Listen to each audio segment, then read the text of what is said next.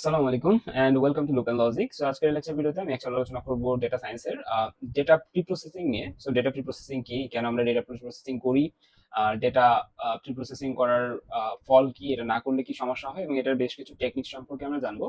এবং এখানে হচ্ছে আমাদের কয়েক টাইপের নিউমেরিক্যাল প্রবলেমস আমাদের সলভ করতে হবে, সবকিছু লিস্টেড আছে, নিউমেরিক্যাল প্রবলেম সলভ করবো আমরা। এবং প্রত্যেকটা জিনিস আমরা হচ্ছে উদাহরণের সাথে দেখবো যে আমরা ক্লিনিং এর সময় কেন হচ্ছে ক্লিন করতেছি। যেমন হচ্ছে অরিজিনাল ডেটা সেট, এখানে বেশ কিছু সমস্যা আছে যেখান থেকে ক্লিন করে আমরা এই ডেটা সেট বানাচ্ছি। আমরা এ টু জেড সবকিছু ভিজুয়ালাইজ করার চেষ্টা করবো। সো চলেন শুরু করা যাক। First of all, data preprocessing কি? ডেটা প্রি প্রসেসিং এর আগে আমাদের জানতে হবে যে আমাদের ডেটা সায়েন্সের পাইপলাইন কি ছিল। আমাদের ডেটা সায়েন্সের পাইপলাইনের কথা যদি আমরা বলি, প্রিভিয়াস ক্লাসগুলোতে আমরা দেখছি যে ডেটা প্রি প্রসেসিং এর পাইপলাইনে সর্বপ্রথম হচ্ছে আমরা র ডেটা কালেক্ট করি। র ডেটা কালেক্ট করার পরে সেটাকে আমাদের প্রি প্রসেস করতে হয়। ওকে, র ডেটা আফটার দ্যাট হচ্ছে আমাদের প্রি প্রসেস করতে হয়। কেন প্রি প্রসেসিং করতে হয়? কারণ এই যে র ডেটাতে বেশ কিছু সমস্যা থাকে, যার কারণে আমাদের প্রি প্রসেস করে আমাদের প্রি প্রসেসড ডেটা বের করতে হয়। এরপরে আমরা এই প্রি প্রসেস ডেটাটা দিয়ে মেশিনকে শেখাই। এখন কথা হচ্ছে, এই প্রি প্রসেসড ডেটা দিয়ে কেন মেশিনকে শেখাতে হবে? র ডেটা দিয়ে শেখালে মেশিনকে সমস্যা কি ছিল? আচ্ছা, তো এখানে সমস্যাটা যেটা, র ডেটাতে যদি আমি মেশিনকে শেখাই, তাহলে আমাদের র ডেটাতে যদি কোনো সমস্যা থাকে, তাহলে হচ্ছে আমাদের কি মেশিন খুব একটা ভালো কিছু লার্নিং করতে পারবে না, ভালো কিছু শিখতে পারবে না। আর যদি মেশিন ভালো কিছু শিখতে না পারে, তাহলে সেখান থেকে আমি ভালো আউটপুট পাবো না। ঠিক আছে? অর্থাৎ আপনি বাজার থেকে কোনো একটা সবজি কিনে নিয়ে আসছেন, এখন ওইটা দিয়ে যদি হচ্ছে আপনি ডিরেক্ট রান্না করতে যান প্রি প্রসেসিং ছাড়া, তাহলে হয়তো ওই সবজিতে দেখা যাচ্ছে একটু বালি ছিল, বা যে কোনো ধরেন হচ্ছে আপনি বেগুন কিনে নিয়ে আসছেন, বেগুনে কিছুটা পোকা ছিল, আপনি কি করছেন, কোনো কিছু না দেখে ওইটাই হচ্ছে রান্না করতে চলে গেছেন। ওকে, সো একবারে রান্না টান্না করে দেখেন এরকম একটা অবস্থা। এটা ভালো হবে নাকি হচ্ছে আপনি বাজার থেকে সবজি কিনে নিয়ে আসেন, এরপর বেশ কিছু হচ্ছে প্রি প্রসেসিং অ্যাপ্লাই করছেন, লাইক ওইটাকে ধুইছেন ভালো মতো, তারপর চেক করছেন কোনো পোকা টোকা আছে কিনা। এরপরে আপনি প্রি প্রসেসড, অর্থাৎ এই প্রি প্রসেসিং স্টেপ পার হওয়া যে বেগুনটা, সেটা দিয়ে হচ্ছে আপনি রান্না করছেন। অবভিয়াসলি আপনার কাছে সেকেন্ডটা সাস্টেইনেবল মনে হবে, তাই না? সেই ক্ষেত্রেও সেম, যে ডেটা প্রি প্রসেসিংও আমাদের এই কাজটাই করতেছে, যে র ডেটাটাকে আমরা আরেকটু হচ্ছে ওয়েল টিউনড করে মেশিনকে দিচ্ছি শেখার জন্য। সো এখানে আমরা লিখে রাখছি, why data processing data in the real world is rarely clean or ready for analysis. যেটা বললাম যে আমাদের রিয়েল ওয়ার্ল্ড ডেটাগুলো খুবই কম সময় ক্লিন অথবা একবারে ডিরেক্ট মেশিনকে শেখানোর জন্য থাকে, এরকম হয় না generally. Before any meaningful data mining or machine learning can be performed, raw data must be transformed into a suitable form. So raw ডেটাকে আমাকে আগে সুইটেবল ফর্মে নিতে হবে, তারপর হচ্ছে আমি মেশিনকে শেখাতে পারবো। ওকে, সো এটাকে আমরা বলছি ডেটা প্রি প্রসেসিং। এবং ডেটা প্রি প্রসেসিং এর জন্য হচ্ছে আমাদের সর্বপ্রথম যেটা দেখতে হবে, সেটা হচ্ছে ডেটাতে কি ধরনের সমস্যা থাকতে পারে বা কি ধরনের ইনকনসিস্টেন্সিস থাকতে পারে, অর্থাৎ এই যে র ডেটা, এখানে কি ধরনের সমস্যা থাকে যার কারণে আমরা প্রি প্রসেসিং করতেছি। ওকে, তো সর্বপ্রথম আমরা যেটা দেখবো সেটা হচ্ছে data quality problem. So data quality problem বলতে আমরা কি বুঝতেছি? Data quality is multi dimensional. এখানে মাল্টিপল হচ্ছে কি আমাদের হচ্ছে রিজন আছে কোয়ালিটিকে মেজার করার। সো এখানে মেইন যে সবগুলো, সেসবগুলো এখানে লেখা আছে। লাইক সর্বপ্রথম লেখা আছে ইনকমপ্লিট। এখন ইনকমপ্লিট জিনিসটা আসে কই থেকে? ইনকমপ্লিট জিনিসটা আসলে লেটসে হচ্ছে আমি আপনাকে একটা গুগল ফর্ম ফিল আপ করতে দিছি। এই গুগল ফর্মটা লেটসে আমি এই জন্য ফিল আপ করতে দিছি যে আমি জানতে চাচ্ছি যে লেটসে কোন ধরনের পেশার মানুষ কোন ধরনের প্রোডাক্টস পারচেজ করতেছে, এটা আমি জানতে চাচ্ছি। এবং ওই জায়গাতে বেশ কিছু ইনফরমেশন ছিল, আপনার ফোন নাম্বার থেকে শুরু করে সবকিছু, আপনি কই থাকেন এ টু জেড সবকিছু ছিল। বাট আপনি কি করছেন, আপনি সবই দিচ্ছেন, আপনি হচ্ছে আপনার পেশাটা দেননি, তাই না? সো এটা একটা ইনকমপ্লিট ডেটা। অথবা হচ্ছে আপনি কোন ধরনের প্রোডাক্ট পারচেজ করেন, এটা দেননি। এটা এক ধরনের কি আমাদের মিসিং ভ্যালু বা ইনকমপ্লিট ডেটা। সামনের দিকে আমরা দেখবো যে ইনকমপ্লিট ডেটা আমরা বলতে কি বোঝাচ্ছি। লাইক আমরা যদি এখানে খেয়াল করি যে এখানে সবকিছু দিছে, বাট হচ্ছে আমাদের এখানে কিন্তু তার স্যালারি দেয় নাই। ঠিক আছে, original ID to S25 class no সবকিছু দিছে, বাট তার ডেটা সেটটা দেয়নি, সরি তার স্যালারিটা দেয়নি। সো এটা হচ্ছে ইনকমপ্লিটনেস। ওকে, ডেটা আমাদের ইনকমপ্লিট থাকতে পারে। নয়েজি ডেটা বলতে আমরা কি বোঝাচ্ছি? নয়েজি ডেটা বলতে আমরা বোঝাচ্ছি ইরেলেভেন্ট যেসব জিনিসপত্র। ইরেলেভেন্ট জিনিসপত্র দেখা যাচ্ছে আপনাকে বলতে হচ্ছে আপনি স্যালারি ইনপুট করেন, আপনি স্যালারি ইনপুট করছেন লেটস সে -25,000। সো আপনার কাছে আপনি হয়তো বা -25,000 মিন করেন নাই, বাট সামহাউ মাইনাসটা সামনে চলে আসছে, বাট মেশিন তো বুঝবে না যে হচ্ছে আপনি -25,000 মিন করেন নাই, তাই না? সো এটা হচ্ছে একটা নয়েজি ডেটা। ইনকনসিস্টেন্ট বলতে দুইটা ইনফরমেশন দিচ্ছেন। লেটস সে আপনি বলছেন যে আজকে এখন হচ্ছে আমাদের এই ভিডিও রেকর্ডিং এর সময় 2026, আপনি 2000 সালে জন্মগ্রহণ করছেন লেটস সে, বাট হচ্ছে আপনি আপনার এজ দিয়ে রাখছেন 30। ঠিক আছে, একটা জায়গাতে আপনি ডেট অফ বার্থ দিয়ে রাখছেন যে 24 মে 2000, এবং আরেকটা জায়গাতে আপনার এজ চাইছে একই ডেটা সেটে একই ফর্মে, সেখানে আপনি 30 দিয়ে রাখছেন। সো দুইটা কি এখানে ইনকনসিস্টেন্ট। ওকে, সো এরকম করা যাবে না। S42 দিয়ে রাখছেন, বাট বার্থডে ইজ 1997। সো এই ধরনের ইনকনসিস্টেন্টি, এগুলো সবকিছু ডেটা কোয়ালিটি প্রবলেম। এই ধরনের প্রবলেম সম্মিলিত ডেটা যদি আমি ডিরেক্ট মেশিনকে দিই, মেশিন হচ্ছে কি করবে, মেশিন ভালো কিছু প্যাটার্ন এখান থেকে বের করতে পারবে না। সো আমরা কি করবো, এই ধরনের ইনকমপ্লিট, নয়েজি, ইনকনসিস্টেন্ট, ঠিক আছে, রিডান্ডেন্ট এসব ডেটাকে আমরা কি করবো, আমরা প্রি প্রসেস করবো। প্রি প্রসেসের মাধ্যমে ডেটা ক্লিন করে হচ্ছে কি করবো, মেশিনকে দিব। তো চলেন দেখি আমরা এখানে কি বলছে। আমাদের এই যেগুলো বললাম, এগুলো আবার এখানে লেখা আছে যে dimensions of data quality dimension কি কি, অ্যাকিউরেসি, ডেটার অ্যাকিউরেসি কেমন, এরপরে কমপ্লিটনেস, কনসিস্টেন্সি, টাইমলিনেস, এটা একটা ইম্পর্টেন্ট ফ্যাক্টর। বিভিন্ন ক্ষেত্রে এটা ইম্পর্টেন্ট ফ্যাক্টর। লাইক আমি যদি ওয়েদারের কথা চিন্তা করি, ওয়েদারের কথা চিন্তা করলে টাইমলিনেস মেনটেন করা খুবই ইম্পর্টেন্ট একটা ফ্যাক্টর। বিলিভেবিলিটি, যেখান থেকে আমি ডেটা সোর্সটা নিচ্ছি সেটা কি বিলিভেবল কিনা, ইন্টারপ্রিটেবিলিটি, এটা কি ইন্টারপ্রিটেবল কিনা। তো এই ধরনের আমাদের হচ্ছে ডাইমেনশন থাকে ডেটা কোয়ালিটির। এরপর যদি আমরা সামনের দিকে যাই, আমাদের causes of data quality issues, data quality issues এর কি কি কারণ হতে পারে, ইনকমপ্লিটনেস এর কারণ কি কি হতে পারে, যে data considered unimportant at the point of entry, malfunctions of data entry equipment. So এগুলো হচ্ছে তার কারণ ইনকমপ্লিটনেস এর। সো আমি হচ্ছে থিওরিতে যাচ্ছি না, জাস্ট এটা একবার দেখে নিলে আপনারা বুঝতে পারবেন যে কখন কি হচ্ছে। Like noise arises from, noise কই কই থেকে আসতে পারে, নয়েজ আসতে পারে যে হচ্ছে যে ইনঅ্যাকুরেট কালেকশন ইনস্ট্রুমেন্টস। লাইক আপনি হচ্ছে একটা ধরেন ফিজিক্সের একটা এক্সপেরিমেন্ট করতেছেন, আপনার এখানে স্টপ ওয়াচ লাগে বাট আপনার স্টপ ওয়াচে কোনো সমস্যা আছে, তো এটা একটা নয়েজ হতে পারে। বা আপনি হচ্ছে কোনো একটা ভয়েস নিয়ে কাজ করতেছেন, কোনো একটা পেশেন্টের, তার ভয়েস রেকর্ড করবেন, আপনার হচ্ছে রেকর্ডিং ডিভাইসে কোনো সমস্যা থাকতে পারে, অথবা সারাউন্ডিংস থেকে বিভিন্ন ধরনের নয়েজ আসতে পারে, তাই না? সো আমি ধরেন হচ্ছে আমি একটা কথা চিন্তা করলাম যে আমি হচ্ছে কোনো একটা পেশেন্টের ভয়েস রেকর্ড করবো, ভয়েস রেকর্ডের মাধ্যমে আমি যাচাই করবো যে সেই পেশেন্টের ডায়াবেটিক্স আছে কিনা, হইতেই পারে এরকম, তাই না? তো এখন এই ভয়েস রেকর্ডিং এর সময় যদি ব্যাকগ্রাউন্ডে হাউপাউ চাউমাউ এগুলো যদি চলে আসে, তাহলে কিন্তু এই যে নয়েজটা থাকবে, এই যে আমার যে ভয়েস রেকর্ডিংটা থাকবে, এটা আমি মেশিনকে দিলে এই ব্যাকগ্রাউন্ড নয়েজটাও কিন্তু সে শিখবে। বাট ব্যাকগ্রাউন্ড নয়েজ কিন্তু আমার তার শেখানোর কথা না, বরং সেটা শিখলে তার আমার প্রেডিকশন আরো সমস্যা হবে, ঠিক আছে? তো এই নয়েজগুলো আমাদের রিমুভ করতে হবে। So human or computer error at data entry, errors in data transmission, data ট্রান্সমিশনের যেসব সমস্যা হয়, লাইক আমরা পড়ছিলাম যে একটা টাওয়ার থেকে আরেকটা টাওয়ারে যখন হচ্ছে আমরা কি করি, ডেটা বা সিগন্যালকে ট্রান্সমিট করি, তখন আমাদের হচ্ছে বেশ কিছু কি হয়, আমাদের ওই সিগন্যালটার ক্ষয় হয়, তাই না? তো এই ধরনের কথা বলছি, errors in data transmission, deliberate falsification or data decay over time, ডেটার যে হয় এটা হচ্ছে সময়ের সাথে সাথে, এগুলোই বলছে। ইনকনসিস্টেন্সি অ্যারাইজেস ফ্রম, কি কি ইনকনসিস্টেন্সি সেগুলো একটু দেখে নেবেন। ফাইন। তো এই যে উপরে যা যা দেখলাম এগুলো আস্তে আস্তে দেখবো। তো এদিকে আর আমি বেশি সময় নষ্ট না করে নিচের দিকে যাই। ডেটা ক্লিনিং, ডেটা আমরা কেন ক্লিন করতেছি? ডেটা ক্লিনিং হচ্ছে আমাদের ডেটাতে আনওয়ান্টেড কিছু জিনিস যদি চলে আসে, তখন আমরা ওইটাকে বলতেছি ডেটা ক্লিনিং এর মাধ্যমে হ্যান্ডেল করার জন্য। আনওয়ান্টেড কেমন কি, যেমন এখানে বেশ কিছু স্ট্র্যাটেজি দিয়ে আছে, বাট আমরা স্ট্র্যাটেজি দেখবো না, আমরা ডিরেক্ট হচ্ছে এক্সাম্পলে যাবো। যে আমাদের এখানে হ্যান্ডলিং মিসিং ভ্যালুস, আমরা ডেটা ক্লিনিং এ সর্বপ্রথম যেটা দেখবো সেটা হচ্ছে হ্যান্ডলিং মিসিং ভ্যালুস। ওকে, সো হ্যান্ডলিং মিসিং ভ্যালুস এর ক্ষেত্রে আমাদের ধরে নিচ্ছি এটা আমার original data set. Original data set হচ্ছে এরকম একটা ডেটা সেট দিয়ে আছে, তার একটা স্টুডেন্টের আইডি বা যে কোনো কিছু ধরে যে কোনো একটা পার্সনের আইডি দিয়ে আছে, তার এজ দিয়ে আছে, স্যালারি দিয়ে আছে, ক্লাস দিয়ে আছে, ঠিক আছে? যে কোনো কিছুর ক্ষেত্রে আমরা ধরে নিচ্ছি। হ্যাঁ, এখন আমাদের এখানে একটা ইনফরমেশন দেওয়া নেই, কোনো একটা পার্সনের কি দেওয়া নেই, তার স্যালারি দেওয়া নেই। তো আমরা যেখানে এখানে যেটা করতে পারি সেটা হচ্ছে আমরা টাপল বলতে কি বোঝাচ্ছি, টাপল বলতে আমরা এখানে রো কে বোঝাচ্ছি, ঠিক আছে? একটা ডেটা সেটে টাপল বলতে আমরা জেনারেলি রো কে বোঝাই, অর্থাৎ এটা একটা টাপল, এটা একটা টাপল, এটা একটা টাপল, ঠিক আছে? তো আমি ধরে নিচ্ছি আমার যে ডেটা সেট আছে সেই ডেটা সেট এনাফ পরিমাণে বড়। কি, আমার ডেটা সেটটা এনাফ পরিমাণে বড়। আচ্ছা, ফার্স্ট অফ অল বলে নেই, ডেটা ক্লিনিং এর স্ট্র্যাটেজি আমাদের কিন্তু হচ্ছে সিচুয়েশন টু সিচুয়েশন ভ্যারি করে। যেমন আমরা যদি এখানে অরিজিনাল ডেটা সেটে একটা ভ্যালু হচ্ছে আমার কি আছে, এখানে একটা নাল আছে বা এখানে আমার নাই, তো এবং আমার ডেটা সেট অনেক বড়, অনেক বড় বলতে লেটস হচ্ছে 1000টা ডেটা আছে। তো ইন দিস কেস আমরা চাইলে কিন্তু এই একটা ডেটা বা এই একটা টাপলকে আমরা কি করতে পারি, ইগনোর করতে পারি, যে আমরা হচ্ছে অরিজিনাল ডেটা সেট থেকে যে হচ্ছে স্যালারির ইয়াটা নেই সেটাকে আমরা কি করে দিলাম, রিমুভ করে দিলাম। আফটার রিমুভিং আমারটা দেখতে এরকম লাগবে, খুবই সিম্পল। হ্যাঁ, এবং এটা করবো কখন, যদি আমার হচ্ছে এই যে মিসিং ভ্যালু খুবই কম থাকে, এটা এরকম মিসিং ভ্যালু খুবই কম থাকে, অথবা আমার ডেটা সেটটা এনাফ পরিমাণে লার্জ হয়। ওকে, সো এটা হচ্ছে ইগনোর দ্য টাপল, কখন আমরা টাপলকে ইগনোর করতেছি। আচ্ছা, ফাইন। এরপরে যদি আমরা দেখি, এরপর হচ্ছে fill in manually. Fill in manually বলতে আমরা কি বুঝাচ্ছি, যে আমার একটা ডেটা সেট আছে, সেই ডেটা সেটে আমি হচ্ছে এখানে ইনফরমেশন নিলাম এবং তারপর সবাই ডিপার্টমেন্ট, বাট একজন ডিপার্টমেন্ট দেয় নাই। ওকে, তো এই যে একজন যে ডিপার্টমেন্ট দেয় নাই, তাহলে আমরা এই ডিপার্টমেন্টের জায়গায় তাহলে আমরা কি বসাবো, এটা একটা কোশ্চেন হতে পারে। হ্যাঁ, তো এটা তো আর হচ্ছে আমরা হচ্ছে যে লেটস হচ্ছে এখানে আমরা চাচ্ছি না যে কোনো ইনফরমেশন ডিলিট হোক, আমরা দেখতেছি যে আমাদের ডেটা সবগুলোই আমাদের এখানে ইম্পর্টেন্ট এবং আমাদের খুবই কম ডেটা আছে, আমরা ডিলিট করতে পারবো না। সো ইন দিস কেস আমরা ম্যানুয়ালি এখানে এই সহিন নামের যে ব্যক্তি আছে তার কি করতে পারি, আমরা হচ্ছে যে ডিপার্টমেন্ট এখানে অ্যাড করে দিতে পারি, লেটস সিএসসি।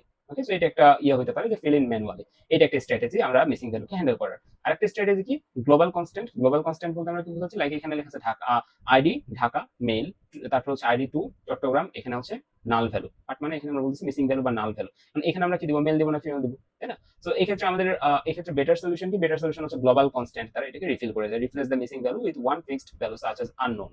ওকে, সো আমরা এখানে আননোন দিয়ে দিতে পারি। সো এটা একটা স্ট্র্যাটেজি হতে পারে, বাট এটা হচ্ছে খুবই কম ইউজ করে গ্লোবাল কনস্ট্যান্ট, সো এইদিকে আমরা যাচ্ছি না এই ধরনের কেসে। সো এরপরে যদি আমরা দেখি আমাদের অ্যাট্রিবিউট মিন, এটা খুবই ইম্পর্টেন্ট, এবং এই ক্ষেত্রে আমাদের দুইটা প্যারামিটার, দুইটা কনসেপ্ট আছে, অ্যাট্রিবিউট মিন আর একটা হচ্ছে কন্ডিশনাল মিন, ক্লাস কন্ডিশনাল মিন। হ্যাঁ, দুইটা আমাদের এখানে বোঝাটা ইম্পর্টেন্ট। আপনাদের পরীক্ষাতে কোশ্চেন থাকতে পারে এরকম একটা স্যাম্পল ডেটা সেট দিয়ে বলতে পারে যে এটা কিভাবে হ্যান্ডেল করবেন আপনারা। হ্যাঁ, সো এটা একটু ভালো মতো খেয়াল করেন।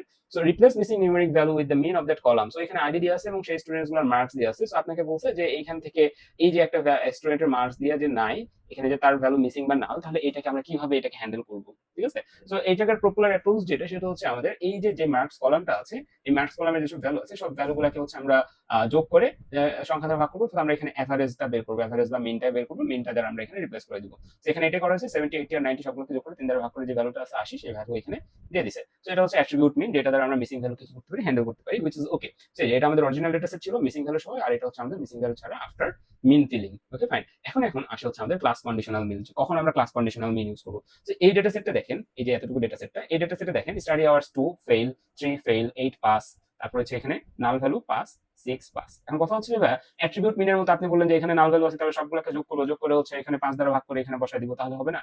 বিষয়টা হচ্ছে হবে, বাট কতটুকু অ্যাকিউরেট হচ্ছে বা কতটুকু গ্রহণযোগ্যতা পাচ্ছে আপনি নিজেই কোশ্চেন করেন। যে আপনি দেখতে পাচ্ছেন যে এখানে কিছু স্টুডেন্টস আছে যাদের এখানে স্টাডি আওয়ার্স খুবই কম, তারা ফেল করছে, এরকম বেশ কিছু স্টুডেন্টস আছে যাদের স্টাডি আওয়ার্স কম ফেল করছে, বাট আপনার এখানে যে স্টুডেন্টের আপনার হচ্ছে ভ্যালুটা মিসিং আছে সে কিন্তু পাস ক্যাটাগরি বা পাস ক্লাসের। এখানে ক্লাসের কথা যদি আমরা বলি, এখানে দুইটা ক্লাস আছে, একটা হচ্ছে ফেল ক্লাস আর একটা হচ্ছে পাস ক্লাস, ঠিক আছে, দুইটা ক্লাস।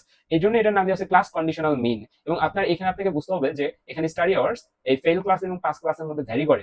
সো আপনার এইখানে ফেল ক্লাসের মধ্যে যদি কোনো মিসিং ভ্যালু থাকে সেটাকে মিন করে বসানোর সময় আপনাকে ফেল ক্লাসের ভ্যালুগুলোকে যোগ করে ভাগ করে এখানে বসাইতে হবে। আর যদি আপনি চান যে পাস ক্লাসের কোনো একটাকে ফিল করতে, তখন কি করতে হবে, পাস ক্লাসের যে ভ্যালুগুলো আছে 8 প্লাস 6 এই দুইটাকে যোগ করে 2 দ্বারা ভাগ করে এইটার মিনটা এখানে বসাতে হবে।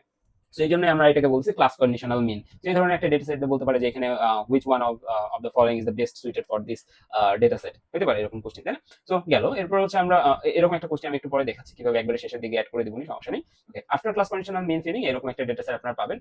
এরপর হচ্ছে মোস্ট প্রবাবল ভ্যালু। এটা একটা ইম্পর্টেন্ট আমাদের হচ্ছে ডেটা হ্যান্ডলিং টেকনিক। যেটি কি আমরা এখানে দেখতেছি যে এমন কিছু পার্সনসদের এজ দেখতেছি, তাদের ইনকাম দেখতেছি, এবং আমরা দেখতেছি তারা ল্যাপটপ কিনতেছে কিনা, অর্থাৎ প্রোডাক্ট পারচেজিং টেন্ডেন্সি আমরা দেখতেছি। এজ এত এবং তার ইনকাম হাই হইলে সে কি করতেছে, যেমন হচ্ছে এজ 22 লো, ল্যাপটপ কিনতেছে না, 23 লো না, 35 high yes, 40 high yes, 38 high এখানে সে ফিল করেনি। সো ইন দিস কেস আপনার এখানে কি হবে, এটা কিন্তু আপনি হচ্ছে এখানে বুঝতে পারতেছেন মোস্ট প্রবাবল ভ্যালু। এখানে মোস্ট প্রবাবল কি হতে পারে, একটা পার্সনের বয়স 38 এবং সে তার ইনকাম হচ্ছে হাই, অবশ্যই সে ল্যাপটপ পারচেজ করবে। আপনি এখানে ইয়েস দ্বারা রিপ্লেস করতে পারেন, তাই না? তো এই কারণে এটা আমরা কিভাবে বুঝলাম, এখান থেকে আমরা প্যাটার্ন দেখতেছি যে লো ইনকাম ম্যাক্সিমাম ক্ষেত্রে না আসতেছে রেজাল্ট, আর হাই ইনকামের ক্ষেত্রে ম্যাক্সিমাম ক্ষেত্রে আমরা কি আসতেছে, ইয়েস আসতেছে। সো এটা হচ্ছে মোস্ট প্রবাবল ভ্যালু দ্বারা আমরা এটাকে রিফিল করলে এখানে ইয়েস আসবে। ওকে, তো এটা গেল। সো এই হচ্ছে আমাদের হ্যান্ডলিং মিসিং ডেটা, যে আমরা মিসিং ডেটাকে কিভাবে হ্যান্ডেল করতে পারি সেটার টেকনিক্স। ওকে, ডেটা ক্লিনিং এর প্রথম পোর্শন আমরা মিসিং ডেটা হ্যান্ডেল করলাম। মিসিং ডেটা হ্যান্ডলিং এর পরে আমাদের যেটা আসে সেটা হচ্ছে হ্যান্ডলিং নয়েজি ডেটা। আমরা নয়েজি ডেটা কিভাবে হ্যান্ডেল করতে পারি, ঠিক আছে? আমাদের প্রচুর পরিমাণে নয়েজি ডেটা থাকতে পারে। নয়েজি ডেটা হ্যান্ডেল করার জন্য আমাদের বেশ কয়েকটা টেকনিক আছে। একটা হচ্ছে বেনিং, একটা হচ্ছে ক্লাস্টারিং দেখবো, আর একটা হচ্ছে সম্ভবত রিগ্রেশন দেখবো আমরা, ঠিক আছে? সো তিনটা পোর্শনে আমরা দেখবো। সো সর্বপ্রথম বেনিং দেখতে হবে। বেনিং কি? বেনিং হচ্ছে আমাদের এটা একটা ডেটা সেট, ধরে নিচ্ছি এটা আমাদের একটা ডেটা সেট। আর এই ডেটা সেটটাকে কি করতে হবে, নয়েজি ডেটা মানে কি, নয়েজি ডেটা মানে নয়েজ মানে কি, আমি যদি একটা গ্রাফ আঁকাই যে এটা হচ্ছে খুবই নয়েজি, ঠিক আছে? আমি যদি এই জিনিসটাকে হচ্ছে যে এরকম ভাবে আঁকাই, ধরে নিচ্ছি এইরকম একটা ওয়েভের মতো করে আঁকালাম, মানে সরি আমার এরকম ভাবে হচ্ছে না, লেটস সে আমি এরকম ভাবে একটা ডেটা আছে, এরকম একটা ডেটা আছে, এই ডেটা খুবই নয়েজি। আর এটা যদি হচ্ছে আমরা স্মুথেন করলে আমরা এরকম একটা গ্রাফ পাইতে পারি, ঠিক আছে? এটা কিন্তু লেস নয়েজি, ঠিক আছে, বা নয়েজ ছাড়া। তো ইন দিস কেস আমরা এখানে বেশ কিছু ডেটা দেখতেছি। আমাদের কাজ হচ্ছে এই ডেটাগুলোকে নয়েজ ফ্রি করা, এবং নয়েজ ফ্রি করার জন্য আমরা কয়েকটা টেকনিক ইউজ করতে পারি। বিনিং একটা টেকনিক হচ্ছে ক্লাস্টারিং, একটা হচ্ছে কি, আর একটা হচ্ছে আমাদের রিগ্রেশন, ঠিক আছে? সো চলেন বিনিং এর থ্রুতে আমরা কিভাবে করতে পারি, এখান থেকে আমাদের নিউমেরিক্যালস আসতে পারে প্রবলেম একটা দিয়ে আমরা বলতে পারি যে এখানে বিনিংটা অ্যাপ্লাই করার জন্য। তো চলেন আমরা হচ্ছে এখান থেকে একটা ম্যাথ করবো আমরা। হ্যাঁ, এখানে সমতা আছে, হ্যাঁ এক্স্যাক্টলি। সো আমাদের হ্যান্ডেল নয়েজি ডেটার আমাদের হচ্ছে বিনিং যে টেকনিকটা, বিনিং টেকনিক কি বলছে, suppose a group of age records has been sorted as follows. Okay, binning এর ক্ষেত্রে আপনাকে একগুচ্ছ নাম্বার দিয়ে রাখবে, সেটা হচ্ছে এলোমেলো থাকতে পারে, লাইক 13, তারপর হচ্ছে 9, 15, 17, ঠিক আছে? আমি স্টেপস গুলো বলতেছি। তো আপনার কাছে বিনিং এর ক্ষেত্রে এরকম বিভিন্ন ভাবে ডেটা দিয়ে থাকলো। আপনার প্রথম স্টেজ হচ্ছে এই ডেটাগুলোকে সর্ট করা। আপনার একটু খাতায় লিখে নেবেন। ফার্স্ট স্টেজে আপনি সর্ট করবেন, সেকেন্ড স্টেজে আপনি যেটা করবেন সেটা হচ্ছে ডেটা স্মুথিং অ্যাপ্লাই করবেন। ওকে, আপনি স্মুথিং কেন আমরা বলতেছি, কারণ নয়েজ আছে, নয়েজ রিমুভ করার জন্য স্মুথিংই তো করবেন, হ্যাঁ? এবং আপনার কোশ্চেনে যদি বলা থাকে যে বিনিং করতে, তাহলে বিনিং করবেন। যদি বিনিং না থাকে তাহলে ওই তিনটার যে কোনো একটা করবেন, সমস্যা নেই। আচ্ছা, বিনিং এর মধ্যে আবার দুইটা টাইপ আছে। বিনিং এর মধ্যে আবার কি আছে, দুইটা টাইপ আছে। সর্বপ্রথম আপনি ডেটাগুলোকে সর্ট করলেন, এরপর আপনার কোশ্চেনে যদি বলা থাকে যে হ্যাঁ এই টাইপ অথবা এই টাইপ, ওকে, তাহলে আপনি সেটা করলেন। যদি বলে যে দুইটাই করতে, দুইটাই করলেন। যদি না বলে তাহলে যে কোনো একটা করবেন। ওকে, সো সর্ট করার পরে আপনাকে দেখতে হবে যে আপনি কি বলছে। আমাদের বিনিং এর দুইটা টাইপ, একটাকে আমরা বলছি ইকুয়াল ফ্রিকোয়েন্সি বিন, আর একটাকে বলছি equal width bin. Okay, width বা প্রস্থ, ঠিক আছে? ইকুয়াল ফ্রিকোয়েন্সি বিন আর একটা হচ্ছে ইকুয়াল উইথ বিন। ফাইন। আচ্ছা, আপনার এখানে আমি ধরে নিচ্ছি এই ডেটা সেট আপনার কাছে আছে সর্টেড হওয়ার পরে, এবং আপনি চাচ্ছেন এখানে ইকুয়াল ফ্রিকোয়েন্সি বিন অ্যাপ্লাই করতে। ইকুয়াল ফ্রিকোয়েন্সি বিন বলতে আমরা বোঝাচ্ছি যে আমরা এখানে কয়েকটা ঝুড়ির কথা চিন্তা করবো। বিন মানে কি, ঝুড়ি, ঠিক আছে? একটা ঝুড়ি, দুইটা ঝুড়ি, তিনটা ঝুড়ির কথা চিন্তা করতেছি। এবং ইকুয়াল ফ্রিকোয়েন্সি বিন বলতে আমরা বোঝাচ্ছি এই যে ডেটা সেট আছে, এই ডেটা সেটকে আমরা সমান কয়েকটা ভাগে ভাগ করব, যাতে প্রত্যেকটা ঝুড়িতে সমান সংখ্যক কি পড়ে, নাম্বারস পড়ে। লাইক আমাদের এখানে 3, 3, 6, 3, 9টা হচ্ছে ডিজিট আছে, 9টা নাম্বারস আছে, ডিজিট না, 9টা নাম্বার আছে। আমি যদি 3টা করে করে সেট করি, তাহলে প্রথম বিনে 3টা সংখ্যা যাচ্ছে, সেকেন্ড বিনে 3টা সংখ্যা যাচ্ছে, তারপরে বিনে 3টা সংখ্যা যাচ্ছে। তো এটাকে আমরা বলছি ইকুয়াল ফ্রিকোয়েন্সি বিন, যেখানে হচ্ছে নাম্বারস গুলোকে কি করা হয়, সমান হচ্ছে যে ইয়াতে ভাগ করা হয়, ফ্রিকোয়েন্সিতে ভাগ করা হয়। তো আমরা এই জায়গায় যেটা করলাম, আমাদের ইকুয়াল ফ্রিকোয়েন্সি বিন অনুযায়ী পুরো ডেটা সেটটাকে 3টা বিনে ভাগ ভাগ করলাম বিন 1 বিন 2 এন্ড বিন 3। বিন 1 এ যাচ্ছে 5 থেকে 13, বিন 2 তে যাচ্ছে 14 15 18, বিন 3 তে যাচ্ছে 26 28 42। Okay fine. আচ্ছা, এখন এই সাইডের কথা চিন্তা করি। এই সাইডের ক্ষেত্রে আমাদের কাইন্ড অফ কিছুটা সেম কাজ হচ্ছে যে আমাদের টোটাল ডেটা সেট আছে, টোটাল ডেটা সেটকে আমরা এবার ইকুয়াল উইথে ভাগ করব। ইকুয়াল উইথ বলতে আমরা বুঝাচ্ছি যে সর্ট দ্য ডেটা, আমরা প্রথমে ডেটাকে সর্ট করছি এই যে অনুযায়ী। সর্ট করার পরে আমরা যেটা করব সেটা হচ্ছে ম্যাক্সিমাম ভ্যালু এবং মিনিমাম ভ্যালুটা বের করব। ঠিক আছে, ম্যাক্সিমাম এবং মিনিমাম। এখানে ম্যাক্সিমাম কত 42, মিনিমাম কত 5। সো 42 মাইনাস 5 করতে হবে 42 মাইনাস 5, অর্থাৎ আমার এখানে কত আসবে 37 আসবে। ওকে, এরপর আমরা কি করব 37 কে আমার এখানে যদি বলা যায় ভাই এই কয়টা বিন আছে তোমার, লাইক এখানে আমাদের 3টা বিন আমরা নিছি, যদি বলা থাকে তো থাকলো, নাহলে আমাদের যেটা সুবিধা হয় সেরকম একটা বিন আমরা নিয়ে নেব। ধরে নিচ্ছি আমরা এই নাম্বারগুলোকে 4টাতে ভাগ করতে চাচ্ছি বা 3টাতে করতে চাচ্ছি। সো ইন দিস কেস 3টাতে করা হচ্ছে, আমরা 3টা দিলাম। ঠিক আছে, অর্থাৎ 37 কে যদি আমি 3 দ্বারা ভাগ করি তাহলে আমার আসবে হচ্ছে 12 দশমিক সামথিং। ঠিক আছে, 12.33। অর্থাৎ আমার এখানে যেটা হবে সেটা হচ্ছে 5 থেকে 12.33 মানে কি 5 থেকে 17। ঠিক আছে, 5 থেকে 17 পর্যন্ত একটা রেঞ্জ হবে। এরপরে হচ্ছে আমাদের পরের রেঞ্জটা হবে আরো 12 যোগ করে 18 থেকে 30, তারপর হবে 31 থেকে 43। ওকে, তো এরকম আর কি কাহিনীটা হয়েছে। 5 থেকে 17 একটা রেঞ্জ হয়েছে, 18 থেকে 30 একটা রেঞ্জ হয়েছে, 31 থেকে 43 একটা রেঞ্জ হয়েছে। ওকে, এবং বিন 1 বিন 2 বিন 3। সো আমাদের এখানেও 3টা বিনে ভাগ করলাম, এখানেও আমরা 3টা বিনে ভাগ করছি। এরপরের কাজ কি, এরপরে আমাদের হচ্ছে 3টা মেথড আছে। ঠিক আছে, আমরা আমাদের এইখান থেকে আমরা হচ্ছে এই ডেটাগুলোকে কেবল বিনে ভাগ করছি, এখন কিন্তু স্মুথিং অ্যাপ্লাই করিনি আমরা। তো স্মুথিং বাই মিন এটা একটা ইয়া আছে, স্মুথিং বাই মিন। এরপরে আছে হচ্ছে স্মুথিং বাই বাউন্ডারি, একটা আছে হচ্ছে স্মুথিং বাই বাউন্ডারি, আর কিছু নাই আমাদের, আছে স্মুথিং বাই মিন আর smoothing by boundary. So in this case smoothing by mean, smoothing by boundary. Fine. Smoothing by mean বলতে আমরা কি বুঝাচ্ছি? স্মুথিং বাই মিন বলতে আমরা বুঝাচ্ছি যে আমাদের এই যে বিন 1 এ যে নাম্বারস গুলো আছে সেই নাম্বারস গুলোকে আমরা যোগ করব, যোগ করে তার নাম্বার সংখ্যা দ্বারা ভাগ করব। অর্থাৎ 5 12 17, 17 আর 13 হচ্ছে 30। তাদের যোগফল 30। তাদের কয়টা সংখ্যা আছে? একটা দুইটা তিনটা, 30 ভাগ 3 হচ্ছে 10।